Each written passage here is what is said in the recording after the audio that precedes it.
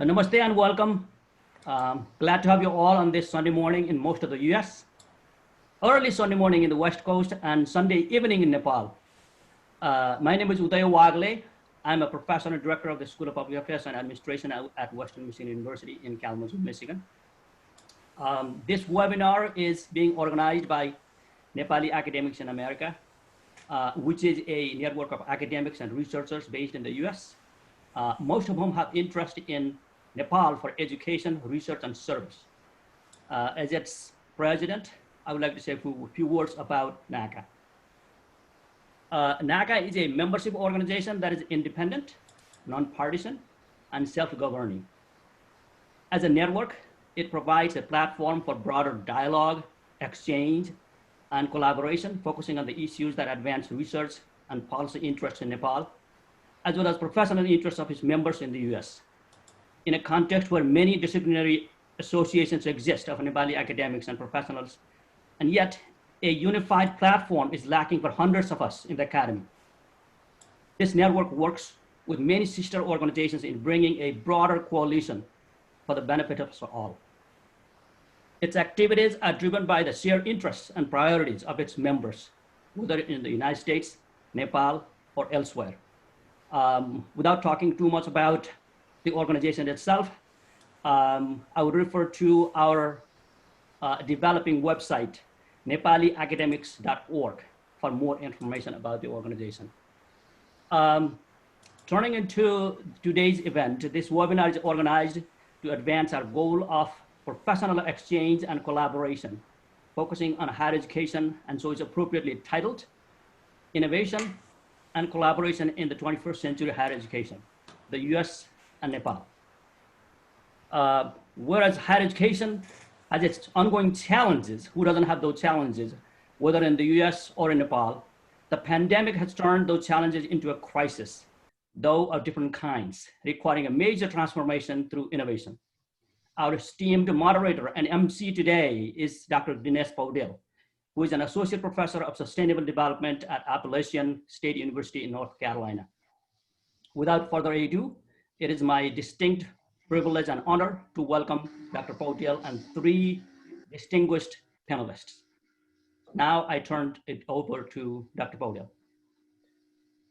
हजुर धन्यवाद छ नमस्कार सबैलाई मिलन श्रेष्ठजी हाम्रो चाहिँ अर्गनाइजिङको एकदम सेन्टरमा हुनुहुन्छ केही छ हामीलाई अनाउन्समेन्ट अथवा त्यस्तो हामीले विचार गर्ने कुराहरु सुनिएन तपाईको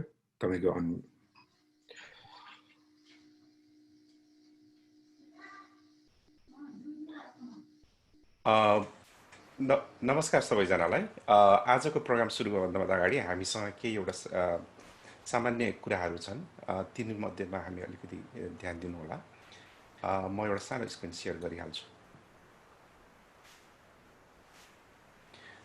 पहिलो कुरा त हामीमा जति पनि हाम्रो गेस्ट स्पिकरहरु हुनुहुन्छ उहाँहरुले पहिलो राउन्डको आफ्नो कुराकानीहरु राख्नुहुन्छ त्यतिन्जेलसम्मलाई आफ्नो क्वेशन एन्ड आन्सरहरुको लागि क्वेशन राख्नु हुनेछ र तपाईहरुले त्यसमा Q&A भनेर च्याट देख्नु हुनेछ त्यसमा चाहिँ आफ्नो क्वेशन राख्नु होला र अन्य सहभागीहरुसँग तपाईहरुले चाहिँ इन्टर्याक्ट गर्न सक्नुहुन्छ च्याट ट्याब भन्ने छ र यो आजको जुमिनाको अन्तिम तर्फमा चाहिँ अन्तिम चरणमा हामीले एउटा सानो सर्वे हुनुहुन्छ त्यो सर्वे लिदिनु होला हामीलाई त्यसलाई चाहिँ हुन्छ अब अन्य कुराहरु चाहिँ तपाईहरु जति पनि वक्ताहरु हुनुहुन्छ उहाँहरुले आफ्नो चाहिँ नि पालन नहुँदासम्म म्युट गरेर राख्दिनु होला ताकि अन्य वक्ताहरुलाई सजिलो होस् फेरि पनि नाकाको तर्फबाट तपाईहरुलाई धेरै धेरै स्वागत छ र हामी आजको कार्यक्रम यो छ ल दिनेशजी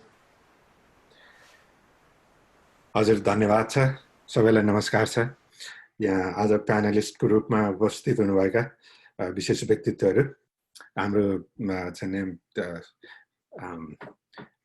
विषयवस्तुमा प्रस्तुतकर्ताहरु र सहभागी सबैमा चाहिँ स्वागत छ सबैलाई नमस्कार छ शुभ बिहानी अब शुभ रात्रिको बेला पनि हुन थालेको छ धेरै ठाउँका मान्छेहरु जम्मा भएका छौं एउटा महत्त्वपूर्ण विषयवस्तुमा हामी आज छलफल गर्दै छौं विषयवस्तु चाहिँ नेपालको हायर एजुकेसन नेपालको चाहिँ अलिकति बौद्धिक क्षेत्र र नेपाली बौद्धिक व्यक्तित्वहरू जो नेपाल बाहिर रहेर अध्ययन अध्यापन अनुसन्धान लेखन हरेक विधामा जुन लागिरहनु भएको छ, विभिन्न युनिभर्सिटिजहरूमा संलग्न भएर विभिन्न ढङ्गले त्यो बीचमा कसरी सहकार्यहरू सिर्जना गर्ने होला, अहिलेको यो महामारीले कतै त्यो सहकार्यका अवसरहरू पो ल्याइदिएको छ कि भन्ने हिसाबले हामीले आज छलफल गरौँ भनेर यो प्रयत्न गरिएको हो।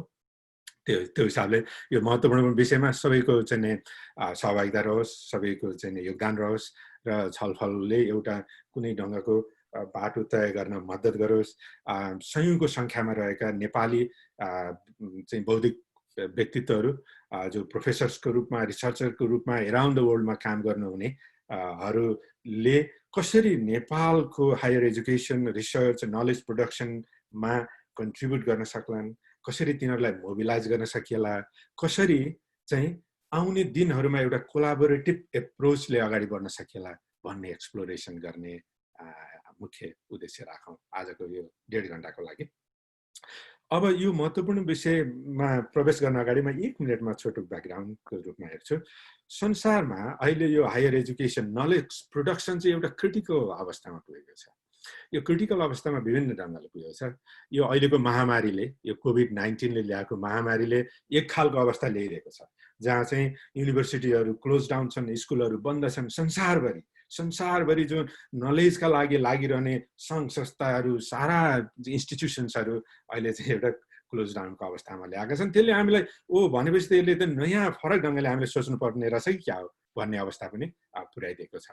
त्यो चाहिँ एउटा अवस्था त्यो रह्यो। तर त्यति मात्रै छैन, यसमा धेरै कुराहरू पनि छन्। विश्वमा हुँदै गएका आर्थिक, राजनीतिक, वातावरणीय परिवर्तनहरूले पनि हाम्रो नलेज सिस्टममा कुनै ढङ्गको नयाँ थिङ्किङ ल्याउनुपर्छ कि भन्ने अवस्था आएको छ। त्यसमा पनि अझ हायर एजुकेसन र स्पेसल्ली यो चाहिँ नलेज प्रोडक्सन सिस्टम चाहिँ ग्लोबल्ली हेर्ने हो भने अलिकति वेस्टर्न कोलोनियल प्रोजेक्ट इन्टरप्राइजको रूपमा, कोलोनियल इन्टरप्राइजलाई कन्ट्रिब्युट गर्नेको रूपमा ग्लोबल्ली इभल्भ भएकै हो विगत 400-500 वर्षदेखि।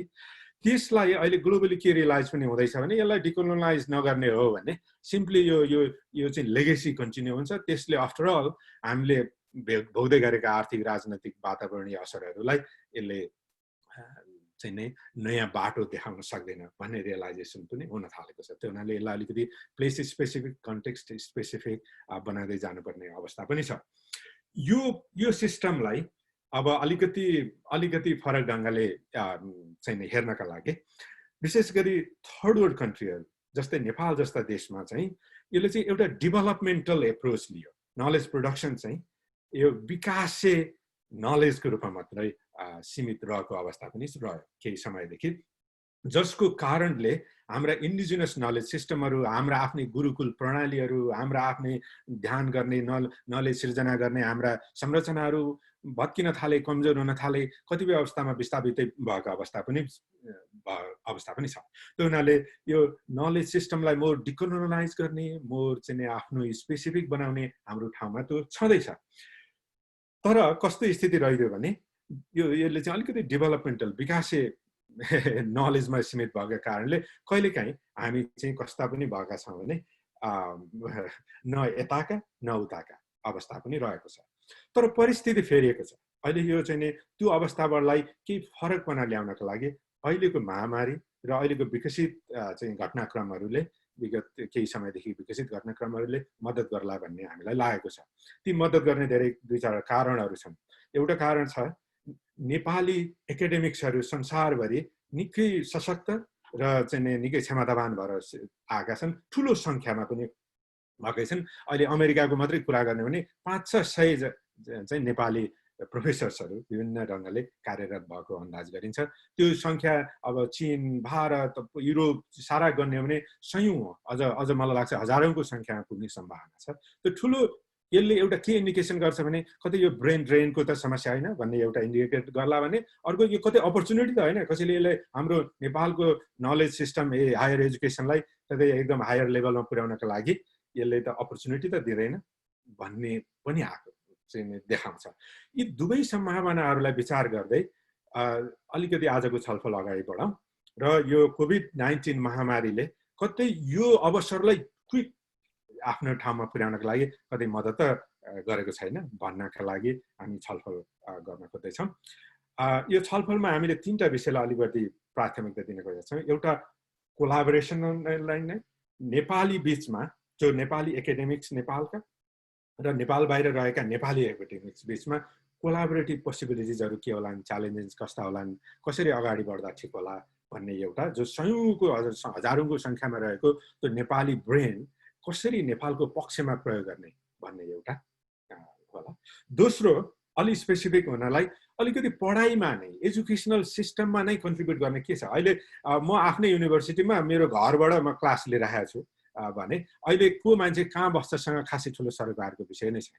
त्यो हुनाले हामीले कसरी यो यो यो यो इन्थुजियाजम र यो नलेज पोटेन्सियललाई ट्र्याप गर्न सक्नुला नेपालको पक्षमा, दोस्रो कुरा। र तेस्रो चाहिँ अलिकति रिसर्च, अध्ययन अनुसन्धानमै कसरी जोइन्टली अगाडि लान सक्नुला, जसले गर्दा हाम्रो नेपालमा आफ्नै खालको नलेज सिस्टमको डेभलप गर्न सक्नुला, अध्ययन अनुसन्धान होलान्, जसले गर्दा नेपालका अब विकास एजेन्डा लगायतका नलेजमै कन्ट्रिब्युट। अब गौतम बुद्धको देशमा हामीले अर्काको नलेज धेरै खोजी हेर्नु नै परेन, अब त झन् रामको पनि देश हुनेवाला देखिन्छ। त्यो हुनाले हाम्रा यी अवसरहरूलाई कसरी चाहिँ नि आफ्नो पक्षमा पार्न सकौँला भन्ने विषयमा छलफल गरौँ भनेर चाहिँ नि सोचिएको छ। त्यो विषयमा छलफल गर्नलाई हामीसँग 3 जना महत्त्वपूर्ण व्यक्तित्वहरू यहाँ हुनुहुन्छ आज। हाम्रो पहिलो प्यानलिस्ट हुनुहुन्छ प्रोफेसर हृदयराज वज्राचार्य। उहाँ चाहिँ भाइस चान्सलर हुनुहुन्छ लुम्बिनी बुद्ध युनिभर्सिटीको, र उहाँको लामो एकाडेमिक क्यारियर पाथ छ। उहाँलाई हामी स्वागत गर्न चाहन्छौँ। यहाँको समयको लागि धेरै आभारी छौँ। र उहाँसँग हामीले यी विषयवस्तुहरूमा एउटा चाहिँ मौलिक खालको नलेज सिस्टममा अब लुम्बिनी बुद्ध विश्वविद्यालय भन्दा अर्को उदाहरण के हुन सक्ला, हामीले त्यसलाई चाहिँ ठुलो एउटा एसेट र ठुलो अपर्च्युनिटीको रूपमा हामीले लिएका छौँ। हाम्रो दोस्रो प्यानलिस्ट हुनुहुन्छ, भर्खरै आउनुभएको छ, सरलाई स्वागत पनि छ, शिवलाल भुसाल, प्रोफेसर शिवलाल भुसाल। उहाँ चाहिँ त्रिभुवन विश्वविद्यालयको रेक्टर हुनुहुन्छ। हामीले टियुलाई हेर्न पनि पायौँ सरको पछाडि ब्याकग्राउन्डमा। सरलाई स्वागत छ। सरको चाहिँ लामो अध्ययन अनुसन्धान र विशेष गरी सोसियल साइन्स ह्युम्यानिटिज पर्सपेक्टिभबाट नेपालको चाहिँ अलिकति डेभलपमेन्ट रिसोर्स को लाइकको एनालाइसिस प्रशस्त हामीले पढ्ने मौका पाएका छौँ। र यो अब त्रिभुवन विश्वविद्यालय भनेको त नेपालको अब भनौँ न मुटु भनौँ एक ढङ्गले, यसको नलेज सिस्टमका लागि त्यो विषयमा चाहिँ हामी सरको चाहिँ पर्सपेक्टिभहरू आज जान्न सुन्न खोजेका छौँ। र तेस्रो प्यानलिस्ट हुनुहुन्छ प्रोफेसर ज्ञान न्यौपाने। उहाँ अमेरिकाको एरिजोना स्टेट युनिभर्सिटीमा चाहिँ पढाउनुहुन्छ। स्वागत छ यहाँलाई। र उहाँ चाहिँ नि लामो समयदेखि अलिकति विशेष गरी यो टुरिज्म, इन्भाइरोमेन्ट र अलिकति यो लिजर, अलिक मोर त्यो पर्सपेक्टिभबाट आफ्ना अध्ययन अनुसन्धानहरू अगाडि बढाउनु भएको छ र लामो क्यारियर छ र धेरै खाले कोलाबोरेसनहरू नेपाल लगायत अन्य देशहरू, हिमालयन क्षेत्रमा उहाँका क्यारियरहरू चाहिँ धेरै कामहरू भएका छन्। हामी 3 जना प्यानलिस्टहरूलाई चाहिँ स्वागत गर्छौँ। यहाँहरूलाई संयुक्त रूपमा पुनः स्वागत छ। अब विशेष गरी अब हामी चाहिँ नेपाल र हिमालय क्षेत्रको कुरा गर्दैछौँ, जो चाहिँ ज्ञानको भण्डार, ज्ञान उत्पादनको एउटा भण्डार हो। अब जहाँ चाहिँ विश्वलाई एउटा ज्योति दिने ज्ञान बनेको ठाउँमा अहिले हामी चाहिँ नि अलिकति स्ट्रगल गर्ने अवस्थामा आइपुगेका छौँ। त्यसका धेरै कारणहरू होलान्, ती कारणहरू पहिचान गरौँ आजको यो छलफलमा। तर अहिलेको सन्दर्भमा के अवसरहरू पनि ल्यायो भनिएका छन्। जस्तै वर्षमा 50-60 हजार नेपाली विद्यार्थीहरू पढ्नका लागि विदेशी नै अवस्था रहेको छ अहिले। त्यो चाहिँ नै यो महामारीले कतै रोकी पो दिन्छ कि जस्तो पनि छ, जो ठुलो अवसर हुन्छ। त्यसमा चाहिँ अरबौँ रुपियाँ हामी नेपालमा राख्न सफल हुन्छौँ यदि त्यसलाई सही ढङ्गले सदुपयोग गर्यो भने नेपालको उच्च शिक्षालाई वात्तै अगाडि बढाउने एउटा अवसर त्यो बन्न सक्ला। त्यसै गरी अब अहिलेको महामारीले के पनि सिकायो भने हामी पराधीन ज्ञानबाट मात्रै हामी अगाडि बढ्न सक्दैनौँ। त्यसका लागि हाम्रो आफ्नै खुट्टामा उभिन सक्ने क्षमता चाहिन्छ भन्ने देखाएको अवसरमा नेपाली एकाडेमिक्सहरू जो संसारभरि छरिनु भएको छ, उहाँहरूसँग कसरी सहकारी गर्न सकेला भन्नेमा यहाँहरू सबैको प्रस्तुति जाओस् भन्ने मलाई लागेको छ। अगेन म भन्छु यी 3वटा विषयहरू कोलाबोरेसनमा, अलिकति अध्यापन टिचिङमा र रिसर्च नलेज प्रोडक्सनमा हाम्रा कोलाबोरेटिभ अपर्च्युनिटीहरू कस्ता होलान् भन्ने बारेमा चाहिँ नै यहाँहरूको प्रस्तुति रहोस्। पहिलो पार्टमा म तिनैजना वक्ताहरूलाई भनौँ न 7-8 मिनट भनौँ, बढीमा 10 मिनटसम्मको समय लिएर आफ्ना छोटो भनाइहरू, एउटा ब्याकग्राउन्डहरू राखिदिनु होला छोटो रूपमा। त्यसपछि हामी चाहिँ छलफलमा जान्छौँ। धेरै सहभागीहरू हुनुहुन्छ, उहाँहरूले प्रस्तुत गर्नुभएका क्वेसनहरू पनि यहाँहरूसँग पुर्याउँछौँ र यसलाई हामी पब्लिकली लाइभ पनि गर्छौँ, भिडियो पनि हामीले ब्रोडकास्ट गर्छौँ र सबैमा पुग्ने हामी प्रयत्न गर्छौँ।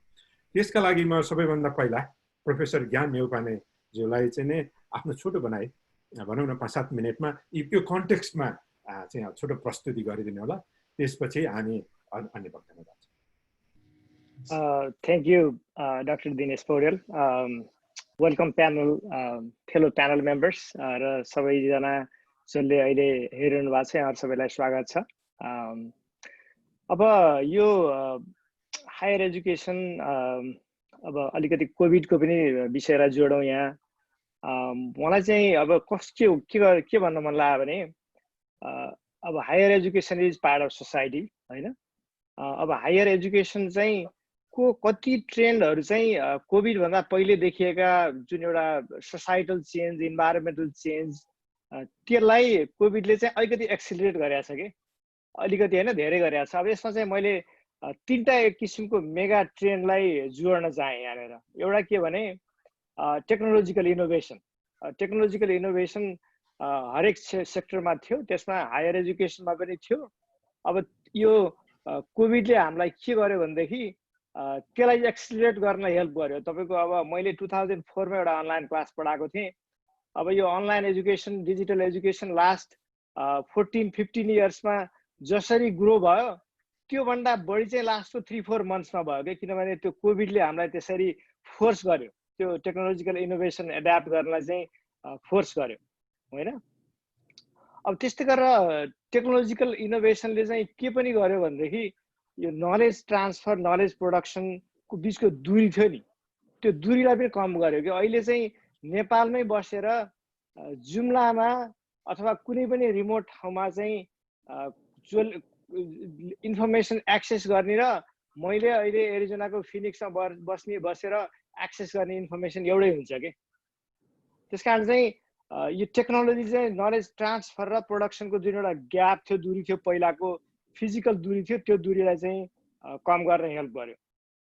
एउटा फेमस अथर हुनुहुन्छ थमस फ्रिडम्यान भन्ने, उहाँले चाहिँ एउटा किताब लेख्नु भएको थियो हट, फ्ल्याट एन्ड क्राउडेड भनेर। त्यसमा चाहिँ यस्तै अब ग्लोबलाइजेसनको कुरामा चाहिँ अब हामी चाहिँ फ्ल्याट भइसक्यौँ अहिले खासै भन्यो भने नलेज प्रोडक्सन, नलेज मोबिलाइजेसन यस्तो कुरामा चाहिँ टेक्नोलोजी चाहिँ धेरै फ्ल्याट बनाइसकेको छ र अझै हामीले चाहिँ यसलाई अपर्च्युनिटीलाई चाहिँ जुन एउटा टेक्नोलोजिकल अपर्च्युनिटी छ त्यो अपर्च्युनिटीलाई चाहिँ नेपालले लिन सक्यो भनेदेखि चाहिँ हामी अझ अगाडि बढ्न सक्छौँ। त्यो एउटा क्वेसन भयो। अब त्यस्तै गरेर अब पहिला जस्तो हाम्रो एउटा फिजिकल क्याम्पसमा जानुपर्ने, क्याम्पसमा गएर पढाउनु पर्ने, प्रोफेसर पनि त्यही नजिकै बस्नुपर्ने, त्यो एउटा जुन बेरियर थियो नि, त्यो बेरियर अब हुँदैन के। जस्तै अब काठमाडौँको कुनै एउटा विश्वविद्यालयमा पढाउनलाई चाहिँ काठमाडौँमै बस्नु परेन, तपाईँको चाहिँ कुनै संसारको कुनै पनि ठाउँमा बसेर पढाउन सक्ने, त्यहाँको स्टुडेन्टसँग इन्टरेक्ट गर्न सक्ने, मेन्टर गर्न सक्ने, त्यो एउटा अपर्च्युनिटी दियो कि यो टेक्नोलोजिकल इनोभेसनले खास गरेर। अब यसमा चाहिँ अर्को के एउटा च्यालेन्ज थप्यो भनेदेखि हामी चाहिँ नेपालमा छौँ, नेपालकै कुरा पढौँ, नेपालमा मात्रै फोकस गरौँ, नेपालको लागि वर्कफोर्स बनाऊ भन्ने एउटा ठाउँमा छ। अर्को चाहिँ के भयो भने अब ग्लोबली पनि कम्पिटिटिभ हुनु पऱ्यो क्या हामी। अब ग्लोबलाइजेसनले चाहिँ दुइटै चिज गर्छ, एउटा चाहिँ हामीलाई ग्लोबल एक्सेस पनि दिन्छ अनि अर्को चाहिँ ग्लोबली हामीलाई कम्पिटिटिभ हुन फोर्स पनि गर्छ कि। त्यो कम्पिटिटिभ हुनुपर्ने चाहिँ हामीलाई च्यालेन्ज भयो अहिले आएर। अब हामीले चाहिँ नेपालको हिस्ट्री, नेपालको जियोग्राफी अब जरुरी छ त्यो पढ्न, तर पनि ग्लोबली पनि हामी चाहिँ नलेजेबल हुनु पर्यो। अब ग्लोबली के भइरहेछ भन्ने कुरो चाहिँ जान्नु पर्यो। अब सेकेन्ड चाहिँ मैले के राखेँ भनेदेखि सेकेन्ड चाहिँ एउटा स्टुडेन्ट मोबिलिटीको कुरा होइन। सबै अहिले नेपालबाट मात्रै अमेरिकामा 2018 मा चाहिँ 13,000 स्टुडेन्ट आएको रहेछ। 13,000 हेर्नुहोस् है, नेपाल जस्तो एउटा सानो देशबाट अमेरिकामा 13,000 स्टुडेन्ट्स यहाँको चाहिँ टोटल इन्टरनेसनल स्टुडेन्टको नम्बरमा हेर्ने हो भने नेपालको स्टुडेन्टको नम्बर चाहिँ 12th र्याङ्किङमा पर्दो रहेछ होइन। त्यो चाहिँ दुइटै हो, अघि दिनेशजीले भने जस्तो यो नेपालीलाई चाहिँ बाहिर गएर पढ्न पाउने एउटा ग्लोबल एजुकेसन लिन पाउने यो अपर्च्युनिटी पनि पायो, तर एक किसिमको चाहिँ अलिकति ब्रेन ड्रेनको कुराहरू पनि आउला यसमा होइन। अब हामीले लुज पनि गऱ्यौँ, अब अरबौँ डलर लुज पनि गऱ्यौँ त्यहाँनिर। अब अमेरिकामै मात्रै 13,000 आउने भनेपछि त्यस्तै अस्ट्रेलियामा जानुहुन्छ, युरोपतिर जानुहुन्छ होइन। अब इन्डिया जानु होला, चाइना जानु होला, अरूतिर जानेहरूले चाहिँ हाम्रो खास गरेर इकोनोमिक इम्प्याक्ट पनि पर्छ यसो, निकै खर्चिलो हुनसक्छ यो। अब यो स्टुडेन्ट मोबिलिटी चाहिँ अब अहिले हेर्नुहुन्छ भने अमेरिकाको युनिभर्सिटीहरूमा चाहिँ 1 मिलियन इन्टरनेसनल स्टुडेन्ट छन् होइन। That's a big business, billions, 45 billion डलरको बिजनेस हो यो। अब यो चाहिँ खासै भन्नुहुन्छ भने कति युनिभर्सिटीहरू मेरो युनिभर्सिटी लगायत थुप्रै युनिभर्सिटीहरू चाहिँ अहिले अब इन्टरनेसनल स्टुडेन्ट नआउने भएपछि अथवा कम हुने भएपछि के गर्ने भन्ने कुरो एउटा ठिक गर्नुपर्ने अवसर दिएको छ यसले।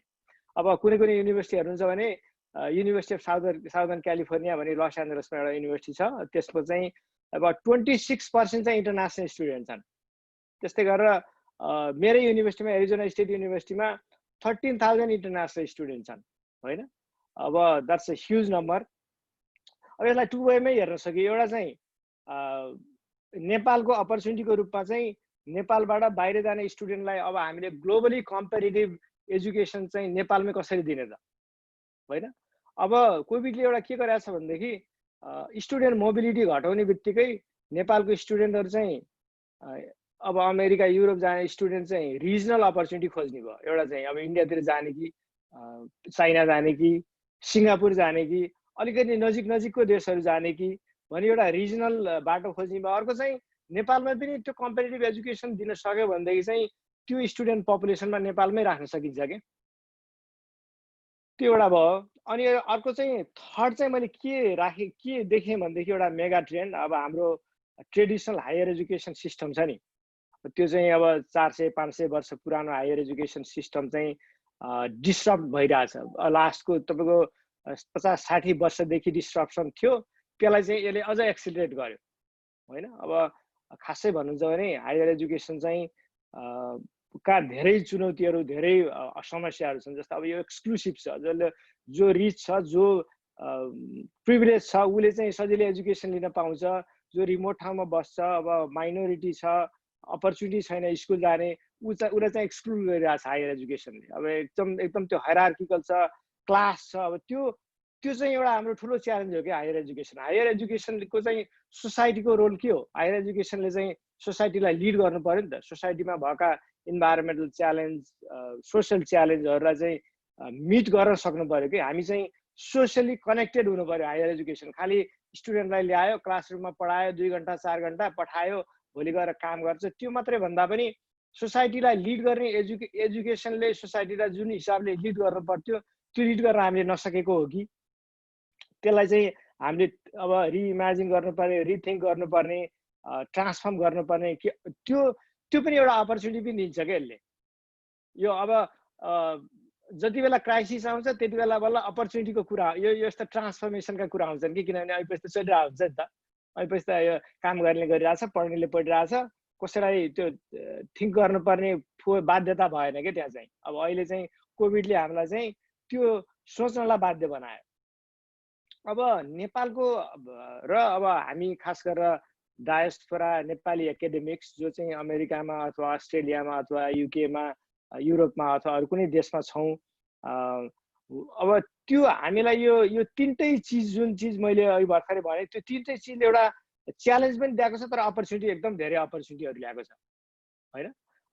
टिचिङकै कुरा गर्नुहुन्छ भनेदेखि अब अहिले मैले पनि अब हाम्रो मार्चमा कोभिड सुरु भएपछि चाहिँ लकडाउन सुरु भएपछि बाँकी सेमेस्टर चाहिँ घरमै बसेर पढाएँ होइन। तर त्यो पढाउँदाखेरि चाहिँ जसरी मैले क्लासमा बसेर पढाएको थिएँ त्योभन्दा फरक चिज केही पनि भएन कि। यदि त्यसरी एजुकेसन दिन सकिन्छ भनेदेखि त कोही जहाँ कहीँबाट पनि हामीले खास गरेर नेपाली डायस्पोराले चाहिँ नेपालको एजुकेसनमा टिचिङमा चाहिँ कन्ट्रिब्युट गर्न सक्ने भयो।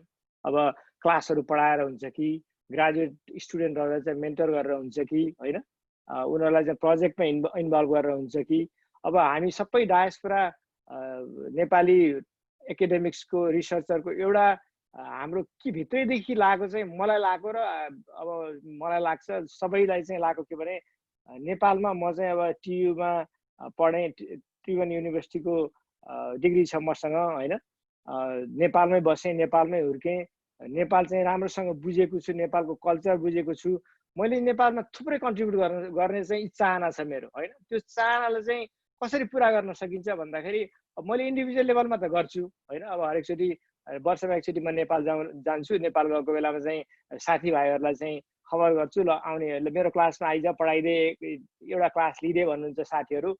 त्यसो त्यो खालको कन्ट्रिब्युसन त मैले गर्छु, तर हामी अलिकति खास गरेर कलेक्टिभ रूपमा चाहिँ कोलाबोरेटिभ रूपमा जान सक्यो भनेदेखि चाहिँ अलि बढी पावरफुल हुन्थ्यो कि, अलि बढी इफेक्टिभ हुन्थ्यो कि।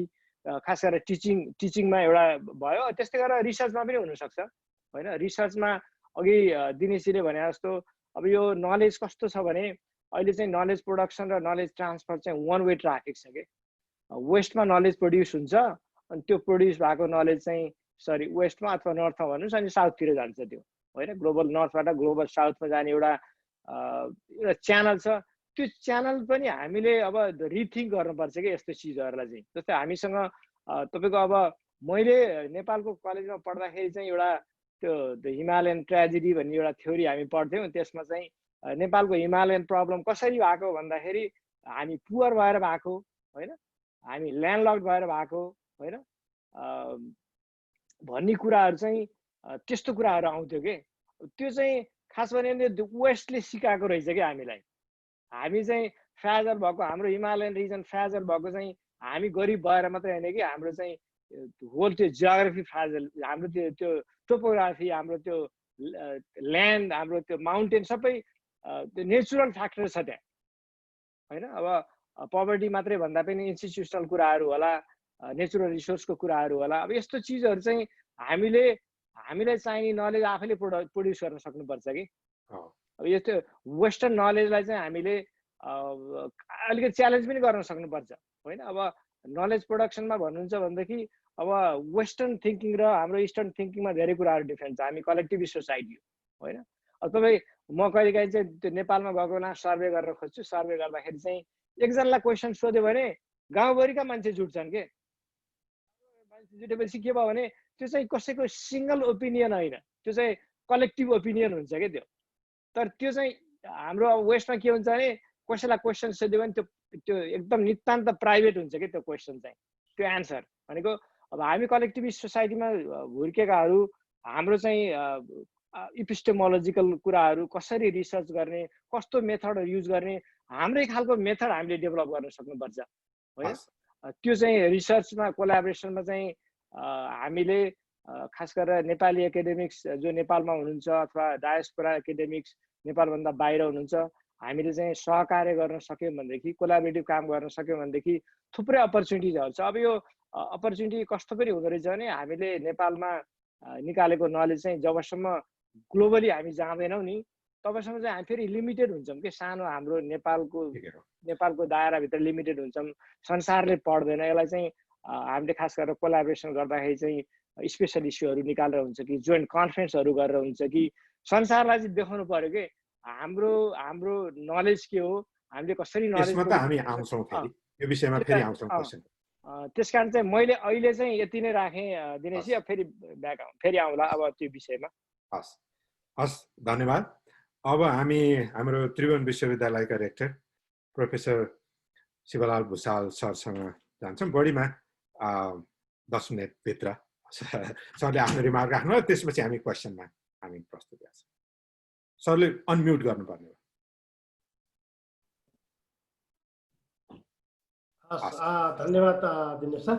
आदरणीय सहभागी प्रोफेसर विजय सर, ज्ञान सर, मिलन सर, दिनेश सर लगायत सम्पूर्ण साथीहरू, सर्वप्रथम त यस किसिमको आयोजना गरेर नेपालमा रहेका साथीहरूसित जो विदेशमा अमेरिकामा रहेर पनि नेपालप्रति साउन्ड चाहिँ अलिक कस्तो भयो, नेपालप्रति चिन्ता गरेर बसिरहनु भएका, सुनिएको छ सर? सुनिएको छ। निरन्तर चिन्ता गरेर हामी कसरी नेपाललाई बनाऊ, हामी यहाँ रहेर पनि केही गर्न सकिन्छ कि के सकिएला भनेर जुन चिन्ता जाहेर गरी यस किसिमको कार्यक्रमको आयोजना गर्नुभयो त्यसको लागि यहाँहरूलाई धेरै धेरै धन्यवाद दिन चाहन्छु। मूलत त्यहाँ रहेर पनि हामी नेपालसँग कसरी सहकार्य गर्न सकौँला भन्ने सन्दर्भमा यसभन्दा पहिले हाम्रो पोलिसी इन्स्टिच्युट हो कि ब्रेन गेन सेन्टर हो जस्तो लाग्छ मलाई बाट एउटा अन्तर्क्रिया कार्यक्रम भएको थियो। त्यस्तै विभिन्न चरणमा हामीले त्रिभुवन विश्वविद्यालयसित जोडेर यसका कार्यक्रमहरूमा विभिन्न किसिमले आउने यहाँहरू जस्तै विभिन्न किसिमले धेरै फ्याकल्टीहरू हामीसँग जोडिनु भएको छ। त्यहाँ अमेरिकामा रहेका जस्तै श्याम भाइ, कृष्ण विष्टहरू, मेघ महत, रामचन्द्र राई जस्तो लाग्छ मलाई, मिलनलाल नकर्मी, मुकेश, जगत, दीपनारायण, नरेश, अब विभिन्न सरहरू जस्तै केशव भट्टराई लगायत सरहरू हामी रेगुलर सम्पर्कमा रहनुहुन्छ। उहाँहरूले हामीले विश्वविद्यालयलाई के गर्न सक्छौँ, बेलामा सहयोग खबर गरौँ सर भनेर फोनहरू पनि सम्पर्क पनि गर्नुभएको छ। म यहाँहरू सबैलाई विदेशमा रहेर पनि नेपालप्रतिको जुन यहाँहरूको चिन्ता र हामीले आफ्नो विश्वविद्यालयलाई कसरी व्यवस्थापन गर्न सकिन्छ, कसरी अगाडि लान सकिएला, नेपाललाई के योगदान गर्न सकिएला हाम्रो क्षेत्रबाट नलेज प्रडक्सनको क्षेत्रमा भन्ने जुन कुरा छ त्यसप्रति म आभार प्रकट गर्न चाहन्छु। यहाँहरूको चिन्तालाई म सम्मान गर्न चाहन्छु। खास गरी पछिल्लो समय कोभिडको आउटब्रेक पछि विश्वव्यापी रूपमा एक किसिमले निराशा छाए पनि अर्को किसिमले यो यी किसिमका गतिविधि सम्पर्क सम्बन्धहरू बढ्ने र अनलाइनको माध्यमबाट टाढाका मानिसहरू पनि नजिक हुने जुन कामहरू भएको छ यसले खास गरी हाम्रो टेक्नोलोजिकल एडाप्टेसन र नलेज ट्रान्सफर्मेसनमा महत्त्वपूर्ण योगदान गरेको छ। र हामी कहाँ छौँ त, हाम्रो अवस्था के रहेछ त भनेर सबैलाई एकपटक चिनाउने माध्यम बाध्य बनाएको छ। विकसित भनिएका देशहरूको अवस्था अथवा हामी कमजोर ठाउँमा अविकसित भनेर रहेका देशहरूको अवस्था यी सबै यथार्थ धरातल हामीले अहिले महसुस गर्न पाएका छौँ र त्यसै अनुसार अब त अवस्था त हाम्रो फरक रहेछ, हामीले जे कल्पना गरिरहेका छौँ त्यो अवस्था त फरक रहेछ भन्ने चिनाउने कुराहरू गरेको छ। म अहिले अब त्यतातर्फ लागिन र हाम्रा धेरै सम्भावनाहरू छन्। जस्तै सरहरूले यहाँ धेरै एक्सप्लोर कुराहरू हाम्रो ज्ञान सरले पनि राखिसक्नुभयो, अगाडि अघिल्लो दिने सरहरूले लगायत कुराहरू राख्नुभयो। हाम्रो सम्भावनाका क्षेत्रहरू विभिन्न क्षेत्रहरू छन् र अहिले त्रिभुवन विश्वविद्यालयको अवस्था खास गरिकन कोभिडको आउटब्रेक पछि हाम्रा पठन पाठन र परीक्षाहरू एकाएक अवरुद्ध भइसकेपछि एक खालको निराशा जताततै छाएको थियो र हामीले होइन यसलाई अलिकति रूपान्तरण गर्नुपर्छ भनेर केही विदेशका साथीहरू सहितको केही हाम्रा टिचरहरूसँग ट्रेनिङका कार्यक्रमहरू चलायो, अनलाइन ट्रेनिङका कार्यक्रमहरू, र त्यसले एउटा मोटिभेसन सिर्जना गर्यो।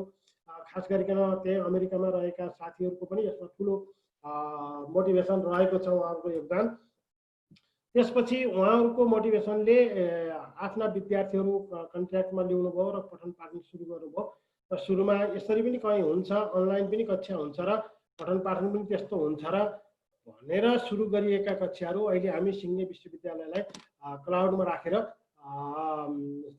डोमेन, सेन्ट्रल डोमेन र सब डोमेन सहित सिङ्गे विश्वविद्यालयलाई अहिले हामीले आकाशमा रूपान्तरण गरेका छौँ र ती कक्षाहरू आफ्ना हिसाबले चलिसकेका छन् र एक खालको निमित्त आएको छ। हामीले यसलाई कन्टिन्युटी दिने, भोलि हिजो भूकम्पको बेला हामीले केही समय प्रयास गऱ्यौँ र पछि दृश्य जस्तो नगरौँ, अब यसलाई एउटा नियमिततामा लाने, सस्टेनेबल हिसाबले नै लाने गरी प्रयास गरौँ भनेर सुरु गरेका छौँ र त्यतातर्फ हामी पहलहरू गरिरहेका अवस्था छ।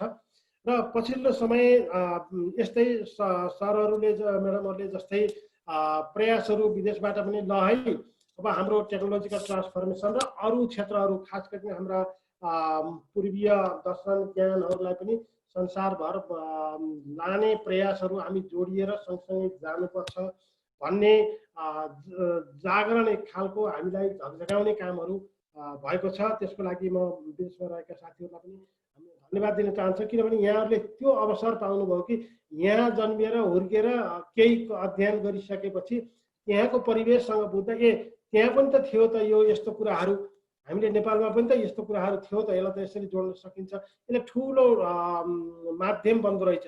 सरहरूलाई त्यो खालको आत्मविश्वास हामी अमेरिकामा जे देख्यौँ अथवा अरू विदेशमा जे देख्यौँ त्यो त नेपालमा पनि रहेछ। त्यसलाई कसरी हामी अगाडि उठाउन सक्छौँ भन्ने ज्ञानहरू र हामीलाई झकझकाउने कुराहरू ठुलो योगदान हुँदो रहेछ। त्यसैले हामीले यसलाई जोड्नको लागि टियु अल्मुनाई पनि गठन गरेका छौँ र विभिन्न देशहरूमा रहेका हाम्रा टियुका प्रडक्टहरू, हाम्रा अल्मुनाईहरूलाई कसरी जोड्ने भनेर पहल पनि गरिरहेका छौँ।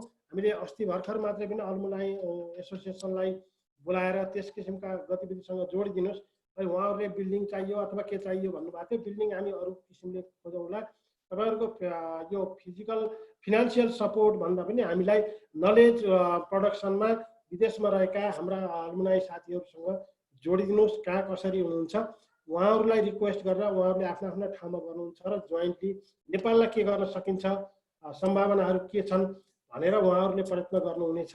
त्यसले हामीलाई ठुलो योगदान दिनेछ र हाम्रा विद्यार्थीहरूलाई एक्सपोजर दिने कुराहरू रहन सक्छ। खास गरिकन हाम्रा यो टिचिङसँग सम्बन्धित टिचिङ पेडागोजीका कुराहरूसँग उहाँहरूसँग हामीले हेल्प लिन सक्छौँ, फ्याकल्टी डेभलपमेन्टसँग कुराहरू गर्न सक्छौँ, रिसर्च र पब्लिकेसनमा हामीले उहाँहरूसँग जोइन्टली कोल्याबोरेसन गर्न सक्छौँ। अरू कोल्याबोरेटिभ रिसर्चहरू हुनसक्छ। कन्फरेन्स, जोइन्ट कन्फरेन्सले हाम्रा प्राध्यापक विद्यार्थीहरूलाई एक खालको आत्मविश्वास र एक्सपोजर डेभलप गर्न पक्कै पनि महत्त्वपूर्ण भूमिका खेल्न सक्छ।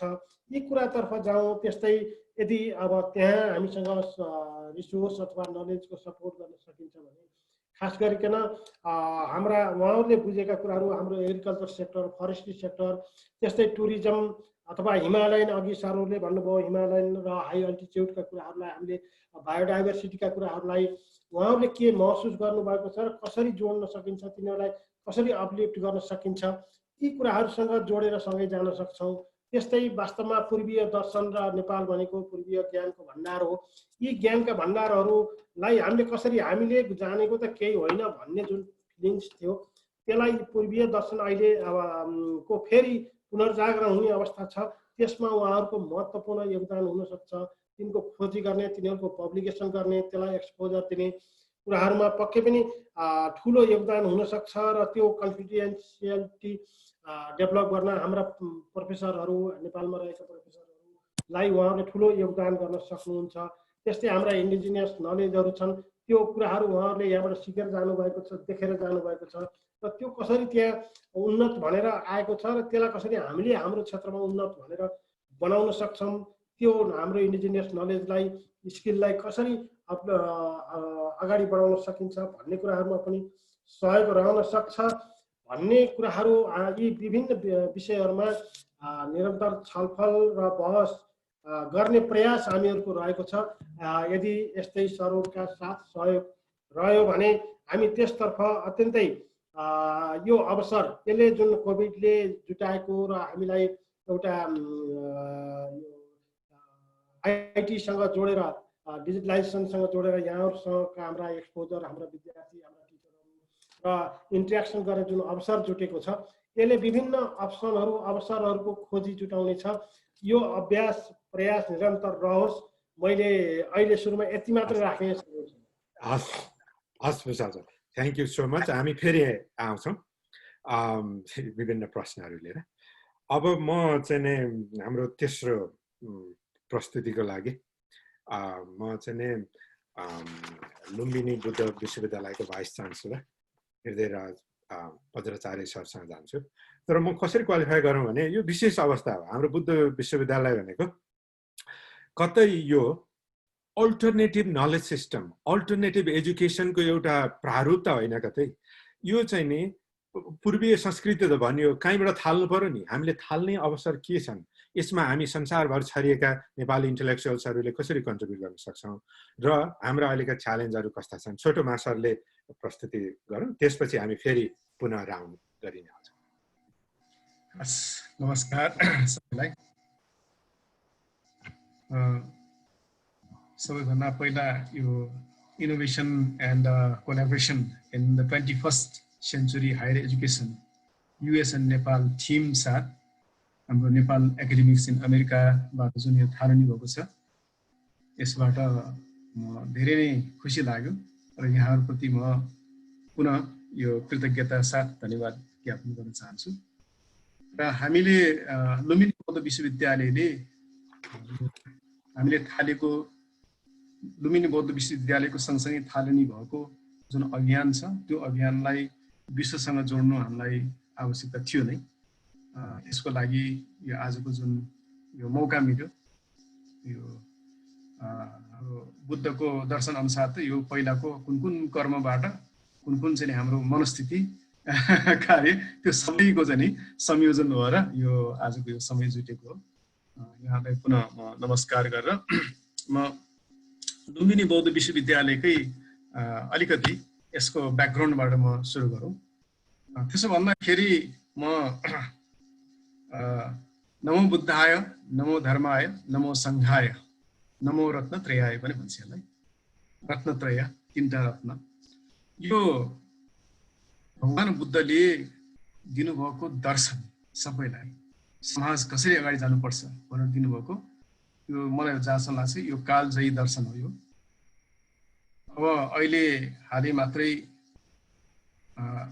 युनाइटेड नेसनले यो सस्टेनेबल डेभलपमेन्ट गोल सहित विश्वलाई अगाडि कसरी जानुपर्छ भन्ने नयाँ क्याम्पेन थालनी गर्यो र त्यो क्याम्पेनको मुख्य आधार भनेको के हो त भन्दाखेरि नलेज बेस्ड सोसाइटी बनाउनु पर्छ भन्ने हो अनि नलेज बेस्ड सोसाइटी किन बनाउनु पर्छ त भन्दाखेरि हामी जहाँ बसिरहेछौँ यो पृथ्वी र यसको धरती यसको आकाश यसको वातावरण यो सबै चाहिँ नि यसलाई जोगाइराख्नु मात्र होइन कि हामीले भविष्यको जुन पुस्ता छ त्यो पुस्तालाई अझ योभन्दा राम्रो सुन्दर बनाएर दिन सक्यो भने राम्रो एटलिस्ट जे छ त्योभन्दा बिग्रेको अवस्थामा त दिनै हुँदैन नि भन्ने त्यो रियलाइजेसन साथ आएको हो त्यो यो रियलाइजेसन भनेको नलेज हो नलेज बेस्ड सोसाइटी चाहिन्छ भन्ने कुरा हो त्यसै हिसाबले यो बुद्ध भने के हो त भन्दाखेरि बुद्ध भनेको इम्बोडिमेन्ट अफ नलेज हो अनि इम्बोडिमेन्ट अफ नलेज मात्र होइन विजडम पनि हो नलेज मात्र भएर पुग्दैन हामी अहिलेको एजुकेसनको चाहिँ मेन फोकस नलेजमै बढी भएको छ र नलेज मात्र भएर पुग्दैन विजडम पनि चाहिन्छ हामीले हाम्रा बुवा पुर्खा अथवा बाजे पुर्खामा गयौँ भनेदेखि उहाँहरूमा विजडमहरू प्रशस्तै छ नलेज आफ्नो ठाउँमा होला लिमिटेड होला तर त्यो विजडमले हाम्रो देशलाई अहिलेसम्म पनि गौरवान्वित हुने त्यो अवस्थामा उहाँहरूले छोडेर जानुभएको छ त्यो विजडम भने धेरै इम्पोर्टेन्ट अनि बुद्धलाई हामी विजडम र नलेजको मात्रै मिश्रण हो त भन्दाखेरि होइन त्योभन्दा एउटा अर्को थप चाहिन्छ त्यो भने के त भन्दाखेरि संसारलाई हेर्ने दृष्टिकोण कम्प्यासन त्यो भित्रै देखेको कम्प्यासन करुणा सबैको भलो होस् भनेर सबैको भलो भनेपछि यो ह्युमन बिइङको मात्र होइन all living being all sentient being त्यसको चाहिँ भलो होस् भनेर चाहने त्यो कम्प्यासन विजडम र नलेज यो तिनटैको इम्बोडिमेन्ट भएपछि बुद्ध भन्ने हो त्यसैले बुद्ध भनेको कुनै भगवान स्वर्गबाट झरेको भगवान होइन यो भनेको के हो त भन्दाखेरि यो तिनटै कुराको इम्बोडिमेन्ट गरेको हो यो बुद्धको एउटा परिपाटी नै हो भनिन्छ बुद्ध शाक्य मुनि बुद्ध हामीले सिद्धार्थ गौतम जसलाई भन्छौँ शाक्य कुलमा जन्मभएको राजकुमार पछि बुद्ध बनेको हो त्योभन्दा अगाडि पनि बुद्ध बनेका थिए र नेपालमै अहिले लुम्बिनी क्षेत्रमै भन्दाखेरि त्यहाँ कल्कुछन्द बुद्ध र कनकमुनि बुद्ध त्यसको चाहिँ यो ऐतिहासिक रूपमै अशोकले यहाँनिर यो कल्कुछन्द बुद्धको जन्म भएको ठाउँ यहाँनिर चाहिँ यो कनकमुनि जन्म भएको ठाउँ भनेर अशोक स्तम्भ गाडेको छ र त्यहाँ चाहिँ इन्स्क्राइब गरेर राखेको यो आजभन्दा चाहिँ करिब 2200 वर्ष अगाडिको कुरा हो भनेपछि यो बुद्ध भनेको कुनै हामीले यो अलौकिक भन्दा पनि समाजलाई ड्राइभ गर्ने त्यो बेलाको चाहिँ एउटा यो इन्लाइटेन पर्सन हो जसले कि आफू इन्लाइटेन त भयो नै र अरूलाई पनि इन्लाइटेन गर्छ अनि त्यसपछि धर्म भने के हो त भन्दाखेरि त्यो बुद्ध जसले जो इन्लाइटेन भएको छ त्यसले एथिक्स के हो त समाजमा कसरी बाँच्नुपर्छ भन्ने कुरा जसले एथिक्सको कुरा ल्याउँछ त्यो एथिक्समा कमिटमेन्ट भएर फलो गर्ने नै धर्म हो वास्तवमा हामी भन्छौँ यो त मेरो धर्म भनेर हामी भन्छौँ नि यो धर्म भनेर हामी इन्डिभिजुअली हामीले यो लिने हो, त्यो कमिटमेन्ट गर्ने हो। र त्यसपछि सङ्घ, यो त जम्मै गर्ने के को लागि त भन्दाखेरि सोसाइटीको लागि हो। जम्मै गर्ने के को लागि त भन्दाखेरि हाम्रो वरिपरि भएको वातावरण भएको सबै प्राणीहरूको लागि हामीले चाहिँ यो चाहिँ हामीले आफूलाई समर्पण गर्ने हो। Be in virtuous society that follows dharma. Virtuous सोसाइटीमा बाँच्ने हो, भर्चुअस सोसाइटी बनाउने हो र धर्ममा चाहिँ हामी बाँच्ने हो। यो तीनटा नै बुद्धले दिएको ज्यादै नै गहन चाहिँ यो चाहिँ एक किसिमको फ्रेमवर्क हो। यसले गर्दा यो फ्रेमवर्क त्यो बेला पनि छ, अहिले पनि त थिए नि हो नि। हामी के को लागि गर्छौँ त भन्दाखेरि we live to gain knowledge, then build ethics and then do good for one self as well as for others. यही नै हो यो बुद्धको चाहिँ जुन यो दर्शन। यो मात्र होइन, बुद्धका अरू पनि धेरै दर्शनहरू छन्। जस्तै अब अर्को दर्शनको कुरा गर्ने हो भनेदेखि हामी एक अर्कोसँग कसरी बाँच्नुपर्छ, हाम्रो समाजमा हामी हाम्रो सार्थक हाम्रो मिनिङफुल लाइफ कसरी बाँच्नुपर्छ भन्दाखेरि चतुर्ब्रह्म विहारको कन्सेप्ट हामीलाई सिकाउनु भएको छ, जसमा मैत्री 1 नम्बर, करुणा 2 नम्बर, मुदिता 3 नम्बर र उपेक्षा 4 नम्बर। सिम्पल फर्मुला हो यो। फ्रेन्डलिनेस, हामी फ्रेन्डली भयौँ भने हामी जनावरसँग पनि बाँच्न सक्छौँ एकदम राम्रो, एक अर्कोलाई चाहिँ सहयोग गरेर।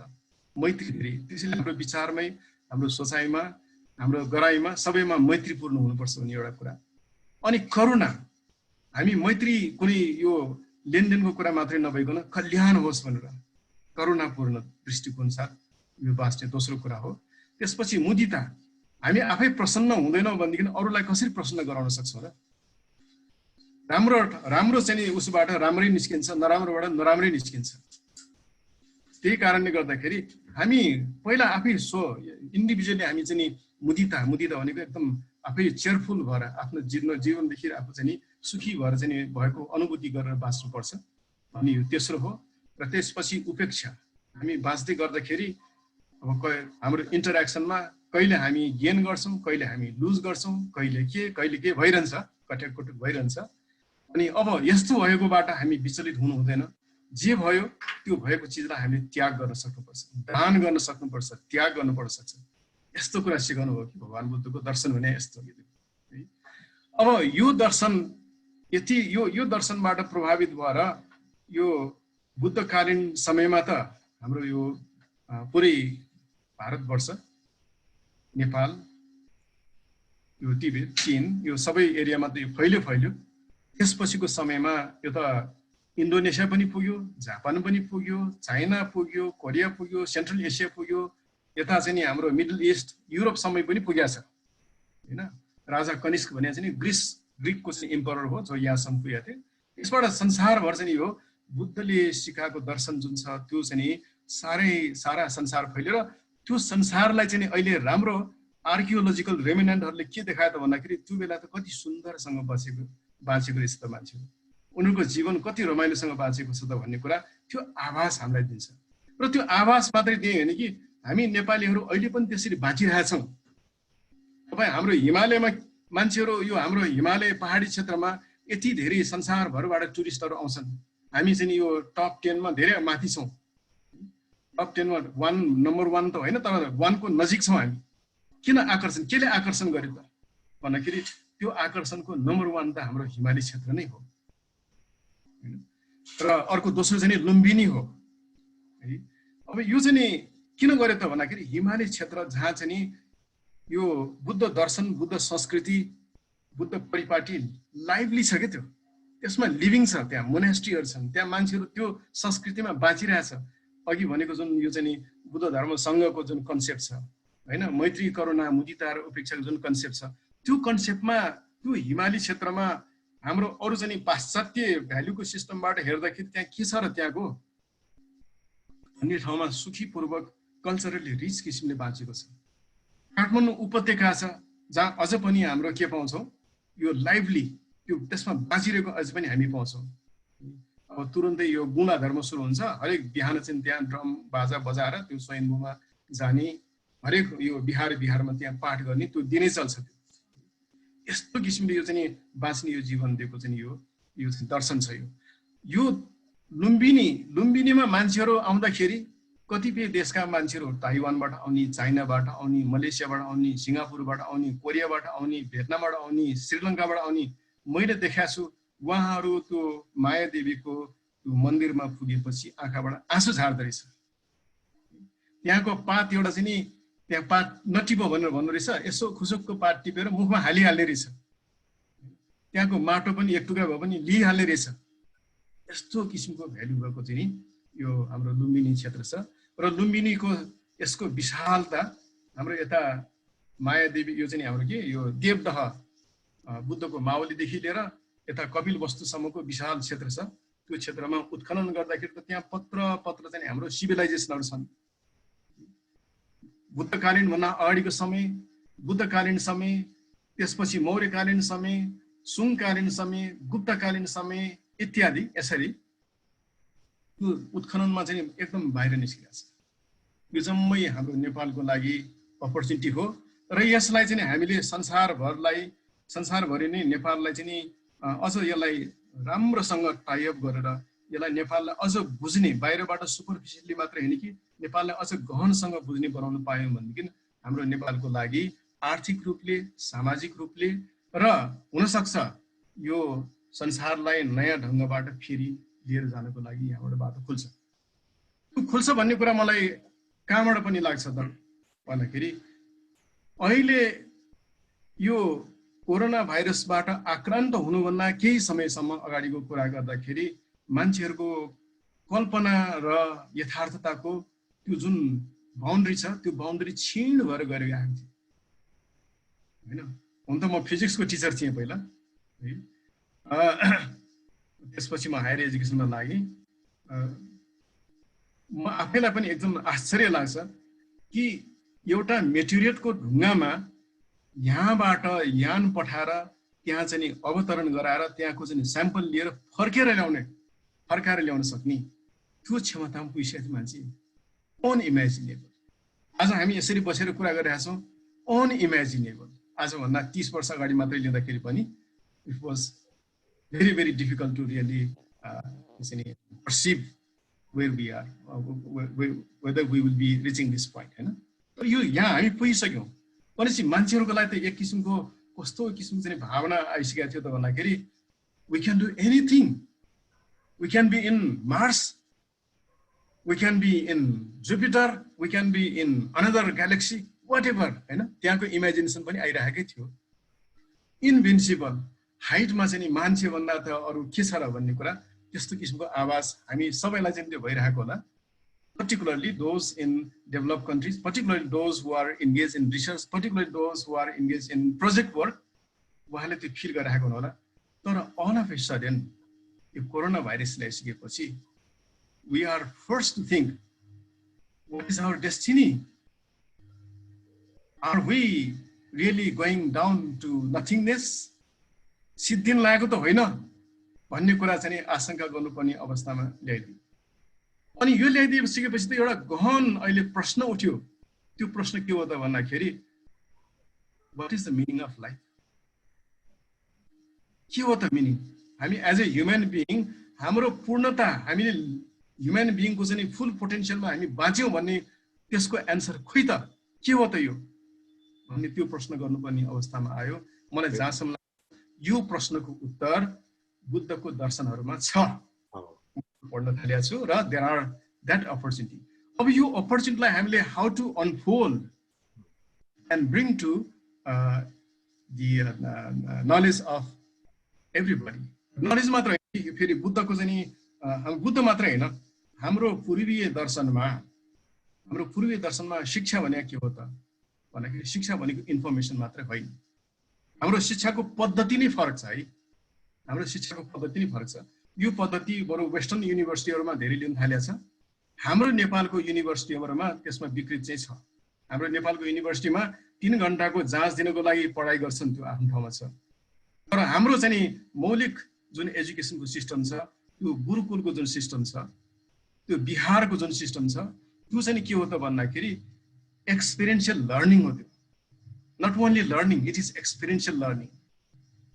गुरुले के गरेको छ, गुरुको चाहिँ उसको कामकार यो चाहिँ दैनिक चर्या के छ त्यो दैनिक चर्यासम्म पनि आफूलाई चाहिँ अभ्यस्त गरेर जाने त्यो चाहिँ हाम्रो परम्परा हो। त्यो परम्परालाई हामीले छोड्यौँ र हामीले वेस्टर्न एजुकेसनलाई हामीले इमिटेट गर्दाखेरि हामी के गर्यौँ त भन्दाखेरि यो नलेजलाई लिने अनि त्यसपछि यो चाहिँ यो कागजमा लेखेर त्यसमा यो चाहिँ हाम्रो डिग्री लिने यसमा हामी भएको छौँ। अब तर यो भएको छ भन्दै it has become a big paradigm. यो प्याराडाइमले त संसारै अहिले छोपिरहेको छ। यो छोपिएको यो चाहिँ एक किसिमको भ्रम हो भन्ने कुरा अब बिस्तारै बिस्तारै अलिकति यो हामीलाई विचारमा आउनु थालेछ भ्रम हो भनेर। तर त्यो भन्दै पनि we have not been able to break through that भ्रम। हामी मायाजाल यो एकदमै दर्शनमा यसलाई मायाजाल भन्छ, यो बजरियानी उसमा दर्शनमा यसलाई मायाजाल भन्छ। हामी एउटा मायाजाल छोडेर अर्को मायाजालमा फस्दै जान्छौँ। तर मायाजालबाट निस्केर बाहिर निस्कनलाई चाहिँ it's so difficult. You can be मायाजाल वेस्टर्न मायाजाल, यु क्यान बी मायाजाल अब मैले आफैले सोचेको यो चाहिँ नस्टाल्जिक भएर त्यो पुरानो मायाजालमा फस्न सक्छौँ। जस्तै हामी हाम्रो परिवार इष्टमित्र भनौँ न हाम्रो सोसाइटीको धेरै मान्छेहरू पुरानोमा त्यो चाहिँ मायाजालमा फसिरहेको त्यो हामी देख्छौँ। But then to break away from that is really challenging part. अब ठ्याक्कै त्यही पोइन्टमा आउनलाई अब सरबाटै म चाहिँ अलिकति सुरु गरौँ होला यो उसमा। अब यो ढङ्गको डिकोलोनाइजेसनको कुरा ल्याउनु हो, मैले अघि त्यो वर्ड ल्याएँ, यो मायाजाल एक्ज्याक्टली त्यही कस्तो खालको। अब छोटो छोटोमा म सबै सरहरूलाई गर्छु, सरबाटै सुरु गरौँ, बज्राचार्य सरबाटै। अब यो ढङ्गको मायाजालको फरकपना ल्याउन 3 घण्टाको एक्जामभन्दा बाहिर जान जुन ढङ्गको नयाँ पर्सपेक्टिभ सरले ल्याउनु भयो त्यो चाहिँ अब बुद्ध युनिभर्सिटीले ल्याउनु पर्ने पर्सपेक्टिभ नै त्यही हो मेरो व्यक्तिगत आशा। के खालको कोलाबोरेसन अपर्च्युनिटी होला सर त्यहाँबाट हामीले थाल्दा हामीले के गर्न सकौँला? छोटोमा यसो 1.5 मिनटमा भन्दा सरले कङ्क्रिटली हामीलाई के सजेस्ट गर्न सक्नुहुन्छ? यसमा हामी चाहिँ के कुरामा म एकदम स्पष्ट छु र मेरो विश्वविद्यालयका साथीहरू यसमा चाहिँ कन्भिन्स भएर हामी अगाडि बढिरहेका छौँ भन्दाखेरि हामीले अहिलेको तत्कालको अवस्थामा हामीलाई चाहिँ दुईटा च्यालेन्ज महत्त्वपूर्ण छ। पहिलो च्यालेन्ज यो अघि भनेको जुन नलेज छ यो त मैले नलेज मात्रै रिलेट गरिरहेको छु। I have not lived in that knowledge, होइन, I am not competent enough to express experientially. तर म नलेज छ, यो नलेजलाई चाहिँ बचाइराख्नुपर्छ। यो नलेज यस्तो नलेज अपार छ। त्यसैले गर्दाखेरि पहिलो च्यालेन्ज हामीलाई के छ त भन्दाखेरि we have to preserve, promote and contextualize Buddha teachings and philosophy. चाहे यो थेरवाद होस्, महायान होस्, वज्रयान होस्, त्रिपिटक होस्, होइन, यो चाहिँ नवसूत्र होस्, यिनीहरू सबैलाई हामीले प्रमोट पनि गर्नुपर्छ, कन्टेक्चुअलाइज पनि गर्नुपर्छ। प्रमोट मात्र गरेर फेरि त्यो सूत्र पाठ गरेर चाहिँ नेपाली अथवा संस्कृतमा पाठ गरेर मात्र भएन। त्यसैले यसलाई कन्टेक्चुअलाइज गर्नुपर्छ। एक त्यो हो। तर त्योभन्दा महत्त्वपूर्ण कुरा के छ त भन्दाखेरि you have to attract the youths, the next generation, अनि and then feel make them feel this is really meaningful, this is what we should really do. यो कुरा चाहिँ उनीहरूलाई फिलिङ दिनुपर्छ। यो फिलिङ दिनको लागि चाहिँ अरू यो शब्दले भनेर कुरा मिल्दैन। यिनीहरूलाई के चाहियो त? अहिले चाहिँ तपाईँले भन्नुभयो 60,000 50,000 हरेक वर्ष बाहिर पढ्नु गइरहेछ। यस 67,000 मेरो लास्ट इयरको चाहिँ त्यो डाटा नै 67,000 थियो। अब त्यो किन गइरहेछ त भन्दाखेरि त्यहाँ चाहिँ एउटा आश छ। त्यो आश के हो त भन्दाखेरि मैले बाहिर पढ्यो भनेदेखि I am going to get भन्ने छ, जागिर पाइन्छ, त्यस्तो त्यस्तो आई विल बी कम्पिटेन्ट, होइन, I can compete anywhere in the world, म गर्न सक्छु भन्ने कुरा एउटा कुरा हो त्यो। अनि दोस्रो कुरा के हो त भन्दाखेरि त्यो बाहिर पढ्न जाँदाखेरि त इनिसियल इन्भेस्टमेन्ट त एकदम हाई छ नि त्यो। र हाम्रो नेपाली मान्छेहरू म यहाँ पोटेन्सियल देख्छु, सो ब्रेभ कि मान्छेहरूले घर खेत दिक राखेर आफ्नो छोराछोरी बाहिर जानलाई चाहिँ पैसा चाहिँ राखेर चाहिँ राखेको छ त्यो। Thank you sir. अनि त्यसमा चाहिँ के विचार गरेको छ त भन्दाखेरि they can really earn back. Earning चाहिँ के हो त भन्दाखेरि पहिलो वर्ष हो उनीहरूलाई गाह्रो, सेकेन्ड इयर त समाउ उनीहरूले अब 50% कमाउला, 75% कमाउला, 100% कमाउला भन्ने त्यो जुन फिलिङ छ नि, त्यो working and the study, work and study, this two are really important thing.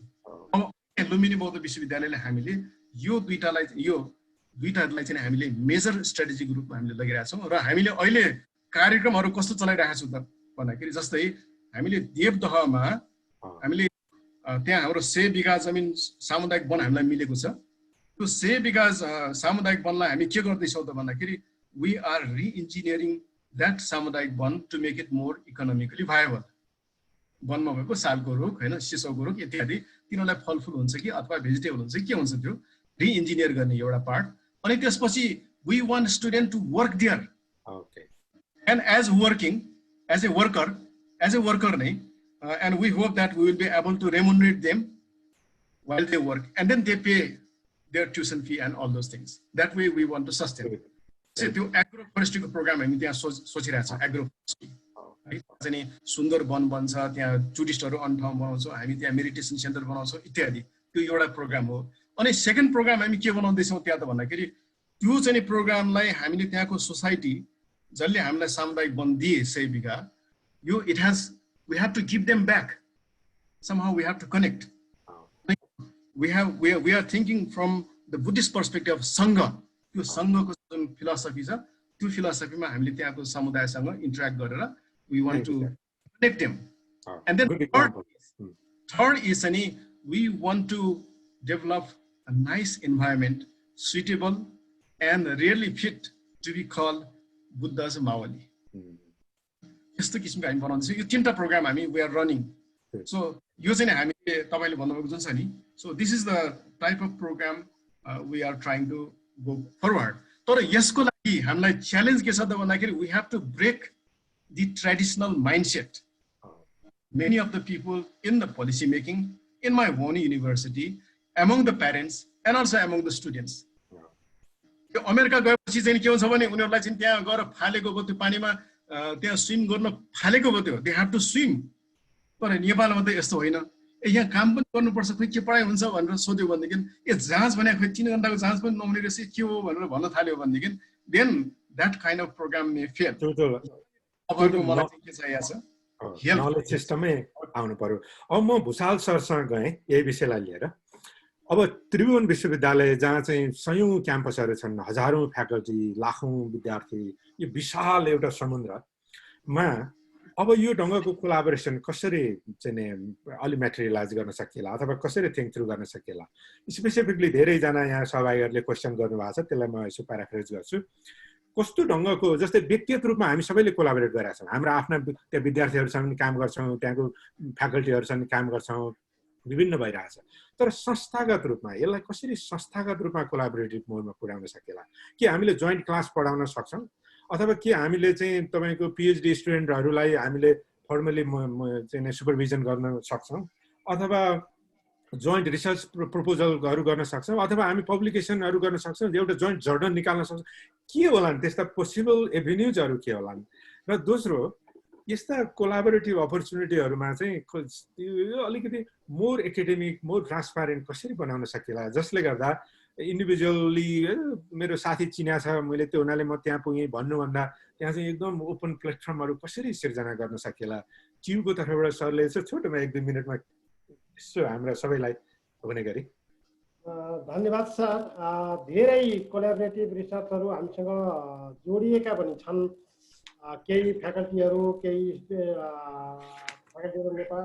युनिभर्सिटीसित जोडिएका र विदेशसँग भएका कोलाबोरेटिभ रिसर्चहरू र देखिएका छन् र पछिल्लो समयमा हामीले के रियलाइज गरेका छौँ भने यी सबै आफ्नै तरिकाले भए जोइन्टली इभन टियुसँग यति विशाल भयो कि कहाँ के रिसर्चहरू भइरहेका छन् बाहिर कोलाबोरेसनमा भन्ने रेकर्डसम्म पत्ता लगाउन गाह्रो हुने अवस्थामा त्रिभुवन विश्वविद्यालय छ अब सबै फ्याकल्टीहरू सबै इन्स्टिट्युसनहरूले आफ्नै किसिमले कन्ट्याक्ट गर्ने कोलाबोरेसन गर्ने एमओयू गरेको देखिएको छ र अहिले पछिल्लो समयमा हामीले के कन्सेप्ट ल्याएका छौँ भने टियुमा एउटा पहिलेदेखि रहेको तर अहिले पछिल्लो समय इफेक्टिभ नभएको हाम्रो रिसर्च कोअर्डिनेसन काउन्सिल छ हामीसँग र त्यो कोअर्डिनेसन काउन्सिलले सबै फ्याकल्टी इन्स्टिट्युसनका डिन र रिसर्च सेन्टरका डाइरेक्टरहरू सहित रेक्टरको अध्यक्षतामा एउटा कमिटी छ र त्यो कमिटीले सबै आएका रिसर्चहरूलाई कोअर्डिनेसन गर्ने र गर्नलाई प्रोत्साहन पनि गर्ने के सपोर्ट गर्नुपर्छ विश्वविद्यालयको तर्फबाट त्यो सपोर्ट गर्ने योजना हामीमा बनाइरहेका छौँ अब यसपछि हामी त्यो लाइनमा जानेछौँ मलाई लाग्छ पछिल्लो समयमा हामी फेरि एक हिसाबले जोडिनलाई धेरै ठाउँहरूबाट पहलहरू पनि भएको छ र हाम्रा रिसर्चरहरू पनि एक खालको यो इन्ट्रेक्सन यस किसिमको डिजिटलाइजेसनले पनि धेरै सहयोग गरेको छ। हाम्रा केही फ्याकल्टी डेभलपमेन्ट प्रोग्रामहरूमा अहिले विदेशमा रहेका साथीहरू जोडिँदै आउनुभएको छ। अस्ति भर्खर हामीले यो एग्रिकल्चर सेक्टरमा हाम्रा फ्याकल्टीहरूलाई ट्रेनिङ दिने अमेरिकाकै एउटा इन्स्टिट्युसन निक साइमन फन्ड समथिङ के थियो, उहाँहरूसँग जोडिएका थियौँ। त्यस्तै म्याथमेटिक्सको एकजना अर्को के रहेछ, त्यस्तै संस्थाहरू जोडिएर आएका छन्। उहाँहरूसित कोल्याबोरेसन पनि आएको छ र पक्कै पनि अब पछिल्लो समयमा उहाँहरूको ध्यान सरले अहिले दिए जस्तै ठिक छ, यहाँ नलेज प्रडक्सनमा र यहाँ फ्याकल्टी डेभलपमेन्टमा हामीले के गर्न सकिन्छ होला र नेपालको ओरिजिनालिटी डेभलपमेन्ट गर्नको लागि खास गरिकन पूर्वीय स्किल ज्ञान र विस्डमहरूलाई डेभलप गर्नको लागि अघि हाम्रो सरले पनि भनिसक्नु भएको छ। वास्तवमा यहाँ अहिले मैले चार्टमा पनि देखेँ केही रिसर्चहरू पछिल्लो समय साँच्चै कोभिड अमेरिकामा त्यति भयावह हुने र नेपालमा त्यस्तो भयावह नहुने कारण के रहेछ त, जेनेटिक स्टडी गर्न सकिने हो कि? वास्तवमा अमेरिकामा जसरी भयावह देखियो हामी आत्तिए पनि नेपालमा यसको किलिङ रेट चाहिँ अलि सानो रूपमा रहेको छ। अब एक्सपेक्ट गरौँ अब यो नेरो डाउन हुँदै जाला। त्यस्तै यहाँको इन्भाइरोमेन्ट हो कि हाम्रो खानपान हो कि हाम्रो जीवनचर्या हो कि हाम्रो योगा हो कि अथवा अरू के हो अथवा हाम्रो जेनेटिक के हो होइन, त्यसतर्फ पनि हामीले अलिकति स्टडी गर्न पर्ने भनेर हाम्रा केही फ्याकल्टीहरू त्यसको सर्चमा लागेको हामीले देखेका छौँ। त्यसको कोल्याबोरेसनमा हामी जानुपर्छ भनेका छौँ। त्यस्तै पछिल्लो समय केही फ्याकल्टीहरू नेपाल र अमेरिका तथा अन्य ठाउँमा रहेका फ्याकल्टीहरूले हामीले जोइन्ट पब्लिकेसन गर्न सकिने अवस्थाहरू रहन्छ कि त? हाम्रा फ्याकल्टीहरूलाई हामीले रिसर्चमा अलिकति ट्रेन पनि गर्ने, पब्लिकेसनमा ट्रेन पनि गर्ने र पब्लिकेसनमा अलिकति हामीले बुस्टअप गर्न सक्यौँ भने टियुलाई अथवा नेपालको इन्डिजिनियस नलेजहरू त्यहाँ हुने रिसर्चहरूलाई प्रमोट गर्न सकिन्छ कि? हामीले रिसर्च साह्रै युरोप बेस्ड रिसर्च गरेर त त्यहीँ थुप्रै छन्। हाम्रो इन्डिजिनियस नलेज हाम्रो इन्भाइरोमेन्टसँग रिलेटेड केही रिसर्चहरू गर्न सकिन्छ कि भनेर उहाँहरूले पनि चासो देखाइराख्नु भएको छ। मलाई लाग्छ त्यो क्षेत्र अहिले हाम्रो लागि फर्टाइल क्षेत्र हो जस्तो लाग्छ। त्यस्तै हाम्रो इन्डिजिनियस भनौँ हाम्रो गुरुकुल शिक्षा प्रणालीतिर पो फर्किन पर्ने हो कि? अहिलेको कोभिडले हामीलाई देखायो यो सबै मिथ्या रहेछ, साँच्चै हाम्रो परम्परागत जीवनशैली र शिक्षण प्रशिक्षण प्रक्रिया पो महत्त्वपूर्ण रहेछ भन्नेतर्फ पनि एक खालको अब अध्ययन अनुसन्धान हुनुपर्ने जस्तो मलाई लाग्छ। यिनै कुराहरूसित जोडेर हामी जानुपर्छ कि खास गरिकन अहिले हामी कहाँ भएको फ्याकल्टीहरूको कुरो के छ भने सबै चिज बाहिर राम्रो हामी कमजोर भन्ने छ। हामीसँग भएको स्ट्रेन्थ के हो त्यो एकपटक झकझगाउन पर्ने छ। त्यो झकझगाउने आधार चाहिँ वास्तवमा मलाई के लाग्छ भने यहाँ जस्तै जसले नेपाल पनि देखेर भोगेर जानुभयो र त्यहाँ पनि देख्नुभयो, त्यो देखिसकेपछि ए वास्तवमा त्यहाँ भएकै चिज पनि त महत्त्वपूर्ण रहेछ त, यसलाई हामीले उठाउन सक्यौँ भने यो महत्त्वपूर्ण हो है। तपाईँहरूले देख्नु भएन, हनुमानलाई उसको शक्ति देखाए जस्तो यहाँहरूले नेपालमा रहेका फ्याकल्टीहरू नेपालको इन्भाइरोमेन्ट, यहाँको रिसर्च, यहाँको परम्परागत कुराहरूलाई यो हो हनुमान तिमीहरूले यसरी जाग्नुपर्छ भन्नुपर्छ कि त्यसलाई सहयोग हुन्छ कि भन्ने मैले आशा। Thank you sir, thank you sir. अब म प्रोफेसर ज्ञान नेपानेसँग छोटोमा 2 मिनटभित्रमा यो नेपालभन्दा बाहिर रहेका नेपाली स्कलर्सहरू एकाडेमिकले कसरी एक्ज्याक्ट कन्ट्रिब्युट गर्न सक्ला नेपालको एकाडेमियालाई, टियुलाई, बुद्ध युनिभर्सिटीलाई, अरू युनिभर्सिटी सिस्टमलाई, नलेज प्रोडक्सनलाई, अहिले भुषाल सरले भने जस्तो अल्टरनेटिभ टिचिङ लर्निङ मेथडलाई कसरी हामीले तपाईँहरूको तर्फबाट प्रस्ताव गर्नु पर्यो भने के हुन सक्ला? कोलाबोरेसनको अनम्युट गर्नु पर्ला।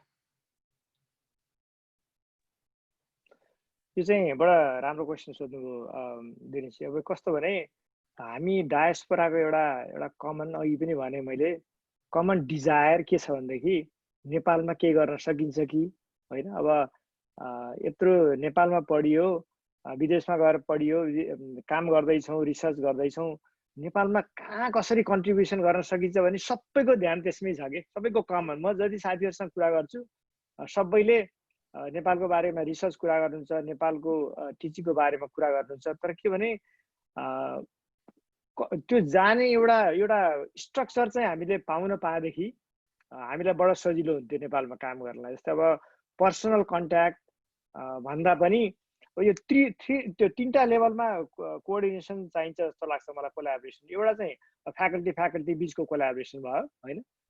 मैले चाहिँ अब त्यहाँको टियुको कुनै एउटा फ्याकल्टीसँग चाहिँ जोइन्टली काम गरेर को टिच गर्ने हुन्छ कि होइन, कसरी हुन्छ त्यो जोइन्टली दुईजनाले काम गर्ने भयो। एउटा चाहिँ डिपार्टमेन्टल लेभलमा होइन, अब डिपार्टमेन्टल लेभलमा चाहिँ कोलाबोरेसन गर्ने कुरा भयो। अर्को चाहिँ अब युनिभर्सिटी लेभलमै अब अलिकति हायर लेभलमा एमयु गरेर गर्ने कुराहरू भयो। यो तिनटैको ढोका चाहिँ ओपन राख्नुपर्छ होइन। तर हामी चाहिँ कहाँनिर अलिकति चुकिरहेछौँ भनेदेखि अहिलेसम्म मैले आफ्नै मेरो युनिभर्सिटीको पनि इक्जाम्पल दिएँ भने थुप्रै एमओयुहरू साइन हुन्छ, तर एमओयु चाहिँ एमओयुको लागि मात्रै साइन हुन्छ कि त्यसपछि त्यसको फलोअप हुँदैन होइन। अब जस्तै कुनै दुईजना इन्डिभिजुअलको बिचको रिलेसनसिप हुन्छ, एमयु बन्छ, त्यो इन्डिभिजुअल त्यहाँबाट त्यो डिपार्टमेन्टबाट अथवा त्यो युनिभर्सिटीबाट बाहिर जान्छ, त्यसपछि एमयु सिद्धियो।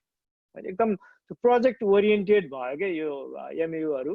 यसलाई चाहिँ अलिकति कसरी सस्टेन गर्न सकिन्छ यस्तो कुरामा चाहिँ अलिकति जोड दिन सक्यो भनेदेखि चाहिँ दुईटै कुरा, एउटा चाहिँ टिचिङमा चाहिँ अब ड्युअल डिग्री दिन सक्यो, अलिकति फ्लेक्सिबल चाहिँ हुनुपर्छ हामी। अब अलिकति नेपालको अलिकति देखेको मैले अलिकति रिजिड छौँ हामी हाम्रो टिचिङमा। अब यो अलिक सेन्ट्रलाइज छ, अलिक स्पेस दिनु पऱ्यो क्या त्यहाँ। अलिकति फ्याकल्टीलाई अलिकति इनोभेटिभ हुने स्पेस दियो भनेदेखि चाहिँ कोलाबोरेसन गर्न पनि सजिलो हुन्थ्यो। त्यो टिचिङमा भयो, रिसर्चमा पनि त्यस्तै। अब जोइन्ट ग्रान्टहरू लेख्ने हुन्छ कि अब नेपालको फ्याकल्टी चाहिँ को क्रिएटर हुनु पऱ्यो के। त्यो ल्याबमा गएर ल्याबको डेटा कलेक्सन गर्ने मात्रै भन्दा पनि को क्रिएटर हुनु पर्यो। अनि त्यो भयो भनेदेखि चाहिँ अलिकति इक्वल फुटिङ हुन्छ नलेज प्रोडक्सनमा, त्यो पनि हुनुपर्छ जस्तो लाग्छ मलाई। Thank you. म अब बज्राचार्य सर कहाँ जान्छु फेरि, पुनः घुमी फेरि सरलाई छोटोमा 2 मिनटमै। अब यो सरले अघि भन्नुभयो अलि अल्टरनेटिभ ढङ्गले थिङ्किङ गर्नु पर्यो। बुद्धिज्म अथवा नेपाल इस्टर्न हिमालय क्षेत्रको नलेज सिस्टम नै अलि एक्सपिरियन्सियल लर्निङ बाई डुइङ अथवा चाहिँ यो चाहिँ जीवन पद्धति हो, यो डिग्रीका लागि जाँचका लागि होइन भन्ने चाहिँ सरले भन्नुभयो। हामी धेरै त्यसमा विश्वास गर्छौँ र विश्व नै त्यता फर्किँदैछ जस्तो लाग्छ। मैले भन्न खोजेको डिकोलोनाइजेसन पनि त्यतै हो। त्यसमा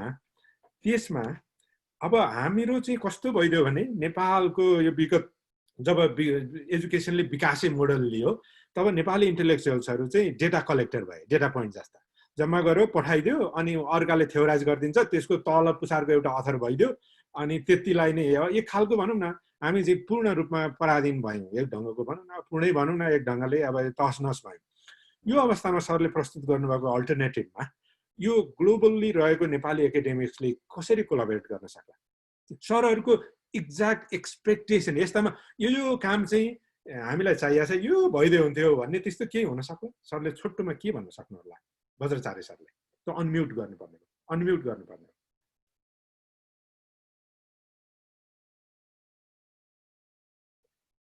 सुनिएन, त्यहाँ अनम्युट गरेपछि मात्रै।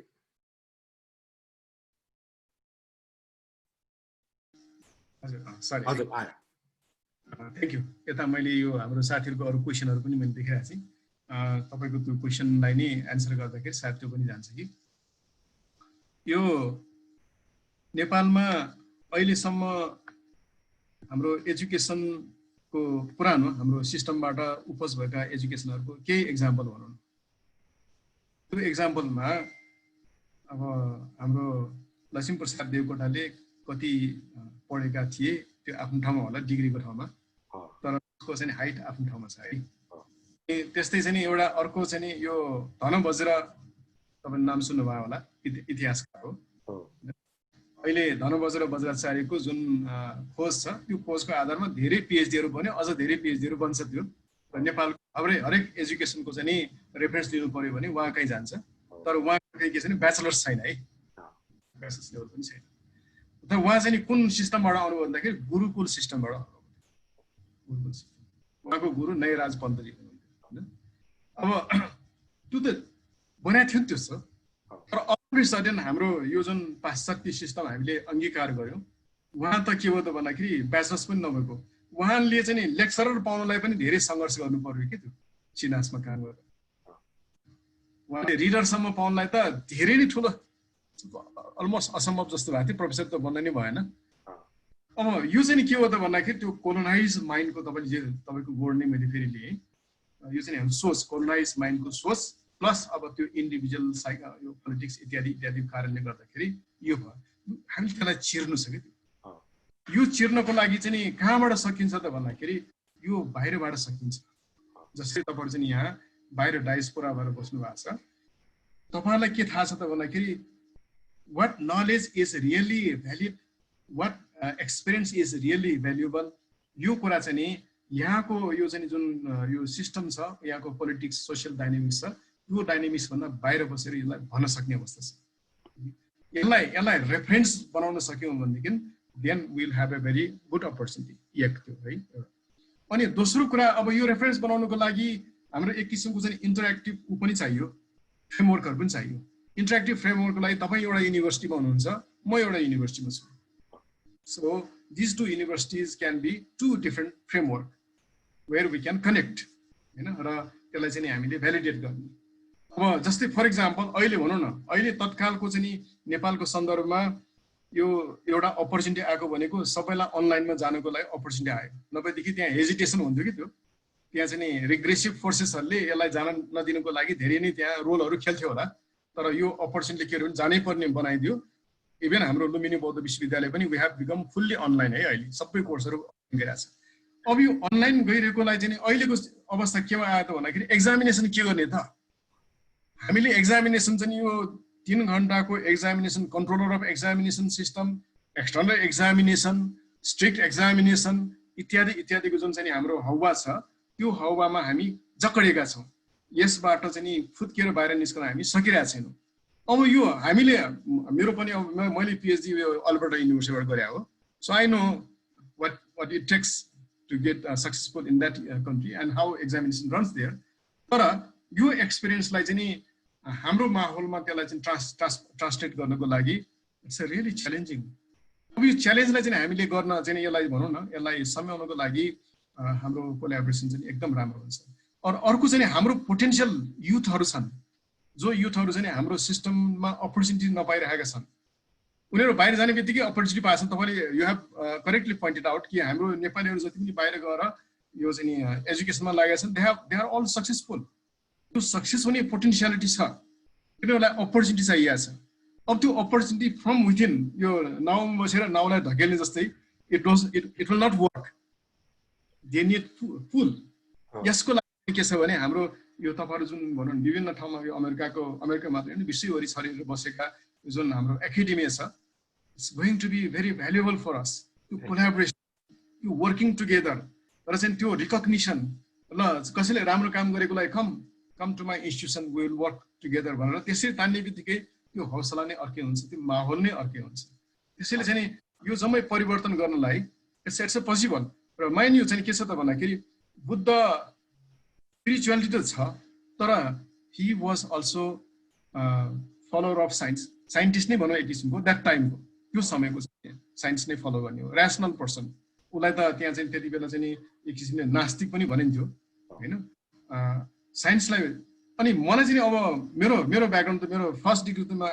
आम फिजिक्स टिचर त्यसै हिसाबले मैले अहिले के हेर्छु त भन्दाखेरि साइन्स पनि धेरै इम्पोर्टेन्ट साइन्सले ह्युम्यानिटिजलाई अहिलेसम्मको यो चाहिँ यो क्यापेसिटीमा ल्याइदिएको साइन्सले तर साइन्स चाहिँ नि सधैँभरि त्यो अल्टिमेट एन्सर नहुने रहेछ one step further then you have to rely on the spiritualness right? Spiritualness ma त्यसैमा ह्याङ गर्ने होइन but then up to that level up to science जहाँसम्म साइन्स पुग्यो त्यो साइन्स नै भयो साइन्स भन्दा बियोन्डको कुरामा चाहिँ नि we have to become spiritual र त्यसपछि अब हाम्रो ह्युम्यानिटीको हाम्रो भनौँ न हाम्रो भित्र स्पिरिचुअलनेस नै हामीलाई ड्राइभ गर्ने हो साइन्सलाई त्यसैले तान्ने हो एउटा चाहिँ debate I would like to share here it's I think it's very important नवसूत्रमा त्यहाँ दुईटा छ एउटा प्रज्ञा पारमिता सूत्र छ र अर्को चाहिँ लङ्कावतार सूत्र छ त्यो दुईटा सूत्रमा त्यसमा रिलेटिभिजमको त्यहाँ कुरा छ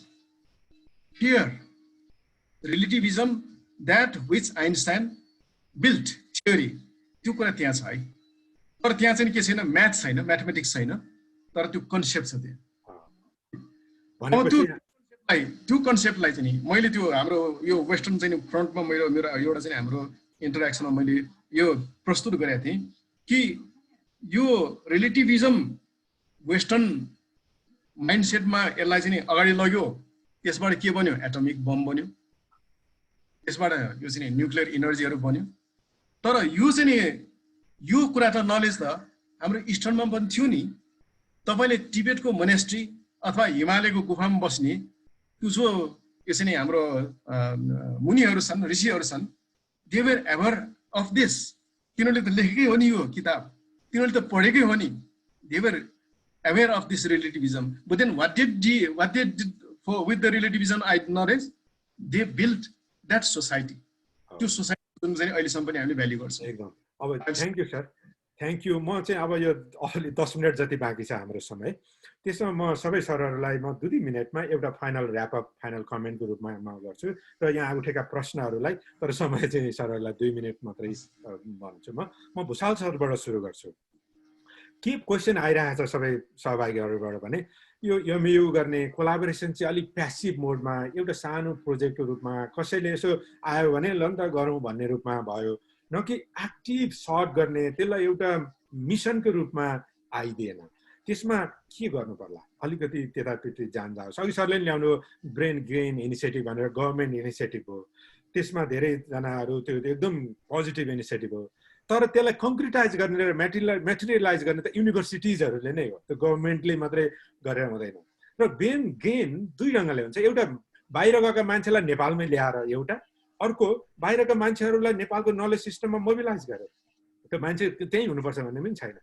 त्यसमा अलिक कङ्क्रिट ढङ्गले सरकार ट्युका स्टुडेन्टहरूलाई सँग डाइरेक्ट बाहिर बस्ने प्रोफेसरहरूले कसरी काम गर्न सक्ला, अथवा के डाइरेक्ट कङ्क्रिट एक्सनको रूपमा अबका कोलाबोरेसन कसरी जाला? सरलाई 2 मिनट मात्रै छ समय, त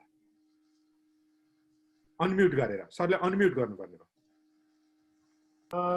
पक्कै पनि सर, अहिलेसम्म हामीसँग भएका कोलाबोरेसन फ्याकल्टीहरूको आपसी सम्पर्क सम्बन्धले भयो, त्यो 2 जनामा सीमित भयो अथवा 4 जनामा मात्र। त्यसले संस्थागत रूप लिएन, संस्थागत रूप लिन सकेन।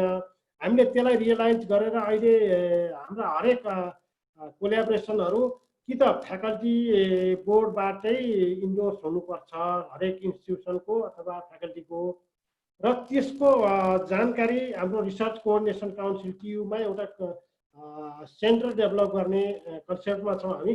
त्यो सबैको इन्फर्मेसन त्यहाँनिर होस् र ताकि त्यो फ्याकल्टी कतै डिस्प्लेस हुँदा अथवा अन्यत्र जाँदा अर्कोलाई पनि कोअर्डिनेसन गर्न सकियोस् र त्यसले एउटा कन्टिन्युटी दियोस् भन्ने अभियानमा हामी छौँ। एउटा त्यो कुरा। अर्को हामीले अब अहिले अलि स्पिड अलि स्लो छ सरहरूले भने जस्तै, डुअल डिग्रीको कन्सेप्ट पनि हामीले केही सुरु गरेका छौँ। हाम्रो इन्भाइरोमेन्ट साइन्समा त्यो केही प्र्याक्टिस पनि भएको छ एउटा युनिभर्सिटीसँग। त्यस्तै जोइन्ट डिग्रीको रूपमा, जोइन्ट सुपरभिजनको रूपमा पनि त्यो कन्सेप्टहरू अब हामीले अगाडि ल्याइरहेका छौँ। त्यसलाई हामीले अब मूर्त रूप दिनु पर्ला जस्तो मलाई लाग्छ। त्यस्तै अहिले हामीलाई अलि खाँचो परेको जस्तो हाम्रा पुराना प्रोफेसरहरू एक हिसाबले इन्टरनेसनल एक्सपोजर भएका, बाहिर विदेशमा पढेका सरहरू हुनुहुन्थ्यो। अब त्यो जेनेरेसन एक हिसाबले अब हामीबाट आउट हुँदैछ। हामीले उहाँहरूलाई अझै केही पिएचडीका कार्यक्रमहरूमा जोड्दै त छौँ, तर पनि क्रमशः डे टु डे एक्टिभिटिजबाट अलिकति आउट हुँदैछ। अब नयाँ जेनेरेसनमा केही बाहिर पढेर आएका, पहिले जस्तो सबै जस्तो नभएर केही सीमित मात्रामा मात्रै हुनुहुन्छ एक्सपोजर लिने। अब यहाँ हुनेहरूसँग के छ भने एक खालको हेजिटेसन छ। एक्सपोजर एउटा इन्टरनेसनल एक्सपोजर नभएको कारणले उहाँहरू अलिक डराउने, अलिकति एक्सपोजर पाउन पाए हुन्थ्यो भन्ने छ। उहाँहरूलाई हामीले जोइन्ट पब्लिकेसनहरूसँग जोडेर अथवा जोइन्ट कन्फरेन्सहरूसँग जोडेर जाने प्रयासमा हामी छौँ।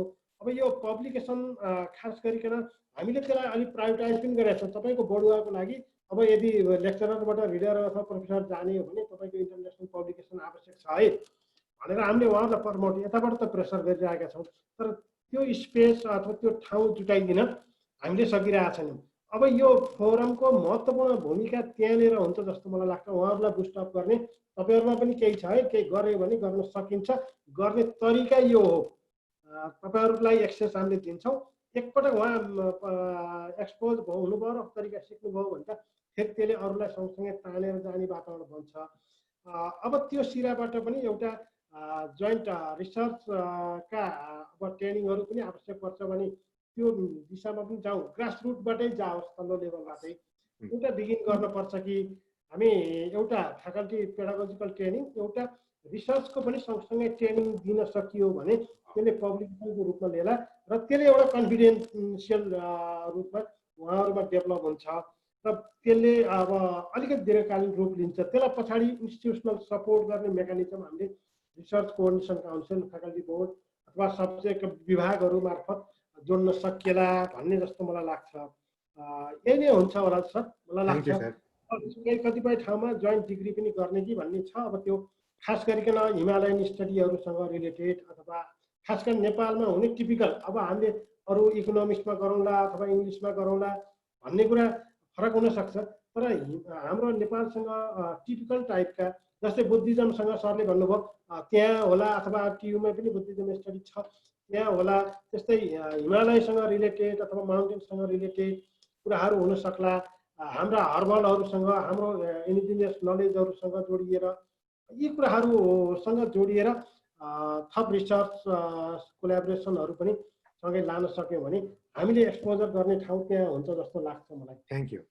म ज्ञान न्यौपानेलाई 1.5 मिनटमा सरले चाहिँ छोटो रूपमा हामीले 1, 2, 3 हामीले यो नेपाली एकाडेमीले अफर गर्ने सरहरूले भन्नुभयो के गर्न सकौँला, अलिकति रिपिट जस्तो। मैले यसमा चाहिँ एकदम छोटोमा चाहिँ दुईटा चिजमा सेन्टर हुन चाहे। एउटा चाहिँ स्टुडेन्ट्स, अर्को सोसाइटी होइन। अहिले चाहिँ कस्तो छ भने स्टुडेन्ट चाहिँ they are ahead of us होइन। अब यस्तो भइसक्यो कि नलेज चाहिँ तपाईँको खोज्यो भने सर र खोज्यो भने भेटिहाल्छ, गुगल स्कलर खोज्यो भने सबैको पेपर भेटिहाल्छ होइन। त्यो स्टुडेन्टलाई चाहिँ कसरी क्याटर गर्ने त, त्यो उहाँहरूको निड, उहाँहरूको त्यो क्युरियोसिटीलाई चाहिँ कसरी फ्लोरिस हुन दिने, त्यो अलिकति इनोभेसन चाहियो हामी बिचमा। त्यस्तो खालको कोलाबोरेसनले चाहिँ कस्तो हुन्छ भने, मैले नेपालबाट स्टुडेन्टहरूको इमेलहरू आइरहन्छ कि मैले यसमा थेसिस लेख्दैछु, सरले हेल्प गर्नु पर्यो। तर के भने त्यो हेल्प गर्ने मेकानिजम भयो भने हामीलाई सजिलो हुन्छ। जस्तै अब एउटा चाहिँ भिजिटिङ प्रोफेसरको व्यवस्था भयो भने, अब त्यो छ कि छैन टियुमा अथवा हाम्रो बुद्ध लुम्बिनी विश्वविद्यालयमा, त्यो भयो भनेदेखि चाहिँ हामीलाई चाहिँ अलिकति स्ट्रक्चरली काम गर्न सजिलो हुन्छ। म आफै पनि अब कति युनिभर्सिटीमा भिजिटिङ प्रोफेसरको रूपमा काम गर्छु। हामीलाई स्यालेरी चाहिँदैन, हामीलाई केही पनि चाहिँदैन, खालि एउटा बाटो मात्रै चाहियो, त्यो एउटा भयो होइन। अर्को चाहिँ सोसाइटीको कुरा भयो कि सोसाइटी चाहिँ हामी हायर एजुकेसन भनेको चाहिँ क्लासमा गयो, पढायो, डिग्री निकाल्यो, उत्पादन गर्यो, त्यो मात्रै भन्दा पनि सोसाइटीलाई चाहिँ कहाँ कन्ट्रिब्युट गर्न सकिन्छ। अहिले के हो, अब हेल्थ क्राइसिस छ होइन, इकोनोमिक क्राइसिस छ। यो क्राइसिसमा चाहिँ हायर एजुकेसनको रोल के हो। अब यसको लागि के चाहिन्छ भनेदेखि अलिकति इन्टरडिसिप्लिनरी, ट्रान्सडिसिप्लिनरी, मल्टाइडिसिप्लिनरी यस्तो चिजको खाँचो छ कि त्यसमा चाहिँ हामी अब खास गरेर डायस्पोरा यो एकाडेमिक्सले, रिसर्चरले चाहिँ त्यहाँनिर अलिकति कन्ट्रिब्युट गर्न सक्छौँ यदि बाटो पायौँ भनेदेखि। त्यो दुईटा कुरामा मात्रै म त्यतिमै भने, अब टाइम गरेको छैन है त। यो समयलाई गर्दै म बज्राचार्य सर कहाँ आएँ अन्तिममा, तर समय चाहिँ 1.5 मिनट मात्रै नै भएको अवस्थामा अब यहाँ धेरै क्वेसन्सहरू आएको छ। कस्ता छन् भने, अब अलिकति अघि ज्ञान न्यौपाने सरले भने जस्तो कङ्क्रिटली कसरी त्यो भित्र छिर्न सकेला, एक्चुअल प्रब्लम कसरी सल्भ गर्न सकेला र अलिकति नलेज जेनेरेसनमा नयाँ एभेन्यू कसरी ल्याउन सकेला भन्नेमा सरले केही लास्ट रिमार्क? नम्बर 1 है, मैले हाम्रो आलोक बोहराजीको मैले यहाँ कमेन्ट हेरेँ। फर इन्फर्मेसन हामीले त्यो भैरव स्थित तपाईँको इन्स्टिट्युसनसँग हामी अलरेडी कनेक्टेड छौँ।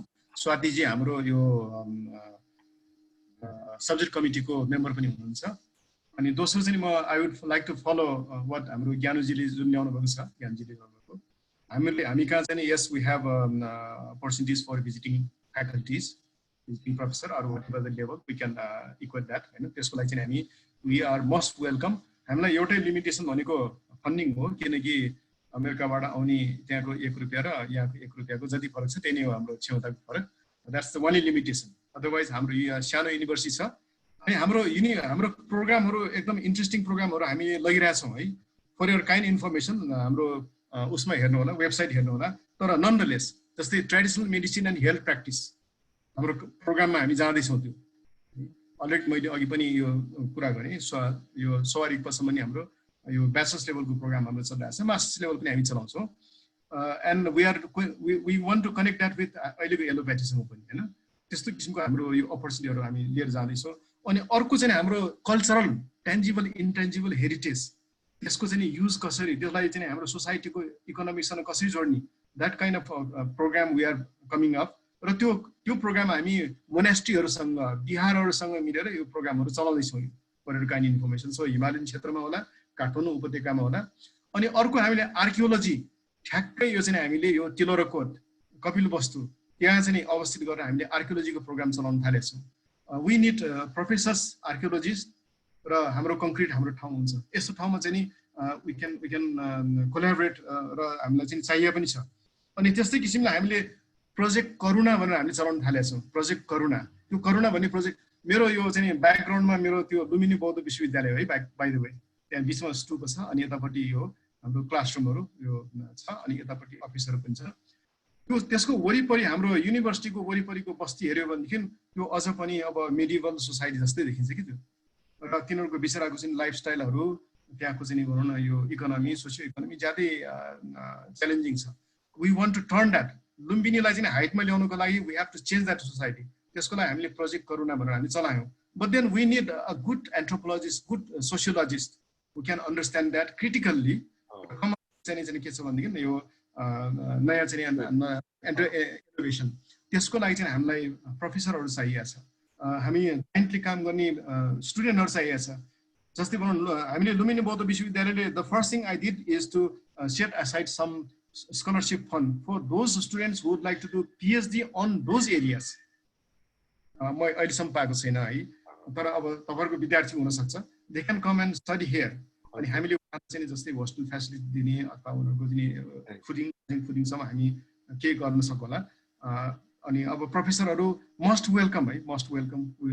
अनि इभन देवदहको प्रोजेक्ट मैले अघि भने मस्ट वेलकम।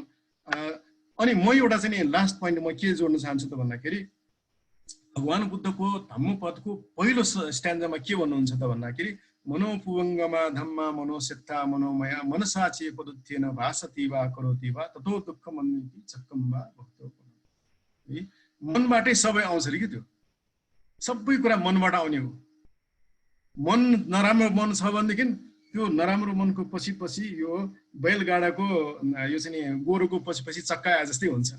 त्यस्तै मनसाचे पसन्नेन भासति वा करोति ततो सुख मन्वेति छाया वो अनुपायिनी भन्छ कि त्यो चाहिँ मन प्रसन्न मन राम्रो मनले काम गर्यो भनेदेखि त्यो चाहिँ नि यो प्रकाश भएको ठाउँमा वस्तुको छाया जसरी आउँछ त्यसरी नै पछि पछि सुख आउँछ भनेर भन्छ कि everything start from our mind, everything start from our heart, from our feeling. त्यही कारणले गर्दाखेरि इन्डिभिजुअल नै इम्पोर्टेन्ट है, फ्याकल्टी नै इम्पोर्टेन्ट हो, स्टुडेन्ट नै इम्पोर्टेन्ट हो। त्यो फ्याकल्टी र स्टुडेन्ट लेभलको त्यो चाहिँ कनेक्सन नै इम्पोर्टेन्ट हो। त्यहीँबाट अनि हामी इन्स्टिट्युसन तानेर ल्याउने हो। सबै कुरा हाम्रो तपाईँले चाहिँ डाइनामिक्स हेर्नुभयो भने you will find the same thing. You know somebody and you start to connect and then you start to call and you start to go होइन, सबै बिल्डअप हुने हो। अनि अरू चाहिँ जब एमओयु इत्यादि गर्ने भनेको त्यसलाई बाटो दिने मात्रै हो, तर हिँड्ने त मान्छे हो, मन नै हो। सरलाई धेरै धन्यवाद छ। यो जति महत्त्वपूर्ण के होला र यो सेसनको अन्त्य गर्न मनको इन्लाइटमेन्ट र अथवा त्यसलाई भनौँ बुद्धको इन्लाइटमेन्ट अथवा भनौँ हिमालय क्षेत्रको इन्लाइटमेन्टलाई एउटा ऱ्यापअपको अन्तिम बिन्दु मान्दै अब यो प्रोग्राम हामी अन्त्यतिर पुगेका छौँ। अब यसमा कस्तो धेरै साथीहरूले धेरै सहभागीहरूले प्रश्नहरू सोध्नुभयो, त्यसलाई हामीले विभिन्न ढङ्गले एड्रेस गर्ने प्रयत्न गऱ्यौँ। सबै कुनै न कुनै ढङ्गले त्यसलाई एड्रेस गऱ्यौँ होला भन्ने हामीलाई आशा राख्छौँ। र हामी यसको फ्रिक्वेन्सी हामी बढाउँछौँ। हामी रेगुलर रूपमा यो छलफल हुनुपर्छ जस्तो लाग्यो विभिन्न तहमा विभिन्न ढङ्गले, जसले गर्दा कोलाबोरेसनले एक्चुअल कङ्क्रिट मोड ल्याओस्। 4-5वटा कुरा आए, म 30 सेकेन्डमा त्यसलाई समराइज गर्छु र म अन्त्य गर्छु। एउटा चाहिँ कस्तो आयो भने अलि यो कोलाबोरेसन इम्पोर्टेन्ट छ भन्ने देखियो। कोलाबोरेसनको धेरै फाइदा मात्रै छ क्या, बेफाइदा एउटा पनि छैन। जुन चिजमा बेफाइदै छैन भने हामीले गर्न किन ढिला गर्ने। तर त्यसका कङ्क्रिट स्टेपहरू आइडेन्टिफाई गरौँ भन्ने सबैको चाहिँ नि आएको देखियो, सहभागीको पनि प्यानलिस्टहरूको सबैको त्यो मनसा देखियो 1 नम्बरमा। 2 नम्बरमा यो कोलाबोरेसन चाहिँ इन्डिभिजुअल लेभलमा मात्रै छोडेर पनि पुग्दैन, त्यसलाई संस्थागत गराउनुपर्छ। त्यसमा युनिभर्सिटिजहरूले ओपन खालको पोलिसी गरिदियो भने युनिभर्सिटीलाई घाटा केही पनि छैन, त्यसबाट फाइदा मात्रै छ। युनिभर्सिटिजहरूले फ्री लेबर पाउन सक्छ, फ्री सर्भिस पाउन सक्छ, एजुकेसन पाउन सक्छ। यसले नेपाललाई घाटा छैन, युनिभर्सिटीलाई घाटा छैन, छ त के भन्दा फाइदा मात्रै छ। त्यो हुनाले ओपननेस नै नलेज हो भन्ने ढङ्गले जाने चाहिँ नै पर्छ भन्ने बुझा आयो। त्यसमा सायद कङ्क्रिट एक्सनको रूपमा अगाडि बढाउन के गर्नु पर्ला अब सबै चाहिँ नै ऊ होस् भन्ने लागेको छ। तेस्रो सबैभन्दा महत्त्वपूर्ण अल्टरनेटिभ नलेज सिस्टम, टियुले पनि थिङ्क गरोस्। बुद्ध युनिभर्सिटीले त अलरेडी अब त एउटा नामैले त्यता जाओस् भन्ने हामी सबैको चाहना छ। र जो जति ग्लोबल्ली नेपाली एकाडेमिक्सहरू पढाउँदैछन् उनीहरूले आफ्नो नलेज सिस्टममा गर्व गर्छन्। त्यो हुनाले यो कहिलेकाहीँ के ठानिन्छ भने नि यो उता पश्चिम पढे उतैका होला नि, त्यस्तो पनि छैन। उनीहरू सबै पढ्छन्, पढ्ने मान्छेले सबै पढाए हुन्छन्। त्यो हुनाले त्यसलाई जुन एउटा अल्टरनेटिभ नलेज सिस्टमलाई अगाडि बढाउनुपर्छ भन्ने जुन भावना आएको छ त्यो महत्त्वपूर्ण छ। त्यसैलाई सममा त्यसलाई हामी ग्लोबल्ली कम्पिटिटिभ बनाऊँ भन्ने एउटा चाहिँ तेस्रो मुद्दा आयो।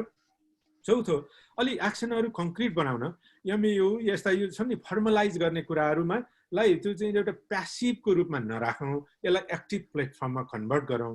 त्यसमा छोडिदिउँ क्या, मान्छेहरूलाई फ्याकल्टीले आफै गर्न सक्ने पनि बनाऊँ न, जसले गर्दा त्यो चाहिँ सबैको ओनरसिप होस्, सबैको एजेन्सी मोबिलाइजेसन होस् भन्ने आयो। त्यसै गरी अलिकति कस्तो आयो भने पाँचौँ र अन्तिम मेरो बुझा हो, नेपालका विद्यार्थी बाहिर गए अब यसलाई रोक्नु पर्यो भनेर मात्रै पुग्दैन। नेपालको एजुकेसन सिस्टमलाई अल्टरनेटिभ वेमा अथवा ग्लोबल्ली कम्पिटिटिभ बनाउनै पर्छ। यति राम्रो छोडेर म किन विदेश जाने? पहिला सबै बोर्डिङ पढ्न दार्जिलिङ जान्थे नेपालका मान्छेहरू, तर जब नेपालमा गतिला बोर्डिङहरू निस्किन थाले दार्जिलिङ जानै छोडे, नैनीताल पुग्थे धेरै मान्छेहरू, जान छोडे नि। त्यो हुनाले 2-3टा तरिका छ रोक्ने। एउटा चाहिँ यो ट्रेन्डलाई घटाउने कुरा हुन्छ, तर हाम्रो कम्पिटिटिभनेस, हाम्रो आफ्नैपना हामीले दिनैपर्छ। त्यही भुटानबाट पढ्नलाई दार्जिलिङ आउँदैन नि, हामी नेपालबाट पुग्थ्यौँ भनेको हामीले कहिलेकाहीँ हाम्रै आफ्नो क्वालिटीलाई दिनुपर्छ भन्ने कुरा आयो, जुन चाहिँ धेरै महत्त्वपूर्ण छ। त्यो भनेको अब हामीले सबैतिर त गर्न नसक्ला, तर कङ्क्रिट एक्सनहरूले त्यो स्टेपतिर अगाडि जान्छ भन्ने लाग्छ। म अन्तिममा के भन्छु भने सबै यो आयोजकको तर्फबाट र सबै सहभागीहरूको तर्फबाट हाम्रा 3जना प्यानलिस्टहरूलाई म विशेष धन्यवाद दिन चाहन्छु। यो खालको डायलग विभिन्न लेयरमा चलाउनका लागि यहाँहरूले मद्दत गर्नुहोला। आफ्ना चाहिँ विभिन्न क्षेत्रका आफ्नो तहका मान्छेहरूलाई परिचालन गराइदिनु होला र बाहिर हुने नेपाली एकाडेमिक्सहरूले पनि कङ्क्रिटली प्रपोज गर्ने र अलिक एक्टिभ इन्थुजियाजम सहित यो पार्टनरसिपमा लाग्यौँ भने यो राइट। कहिलेकाहीँ महामारीले दुःख त दिएको छ, महामारीले चाहिँ एक ढङ्गको अवसर पनि सिर्जना गरेको छ भन्ने चाहिँ लागेको छ। यो अवसरमा चुनौती छन्, तर अवसरलाई आवश्यकताको रूपमा परिणत गर्न हामी सबै सफल हौँ। सबैको समयको लागि धन्यवाद छ। सरहरूलाई विशेष धन्यवाद। यो बेलुकाको समय नेपालबाट सहभागी हुनुभएको सबैलाई धन्यवाद छ। यो आजको वेबिनार यत्तिकै अन्त्य गरौँ।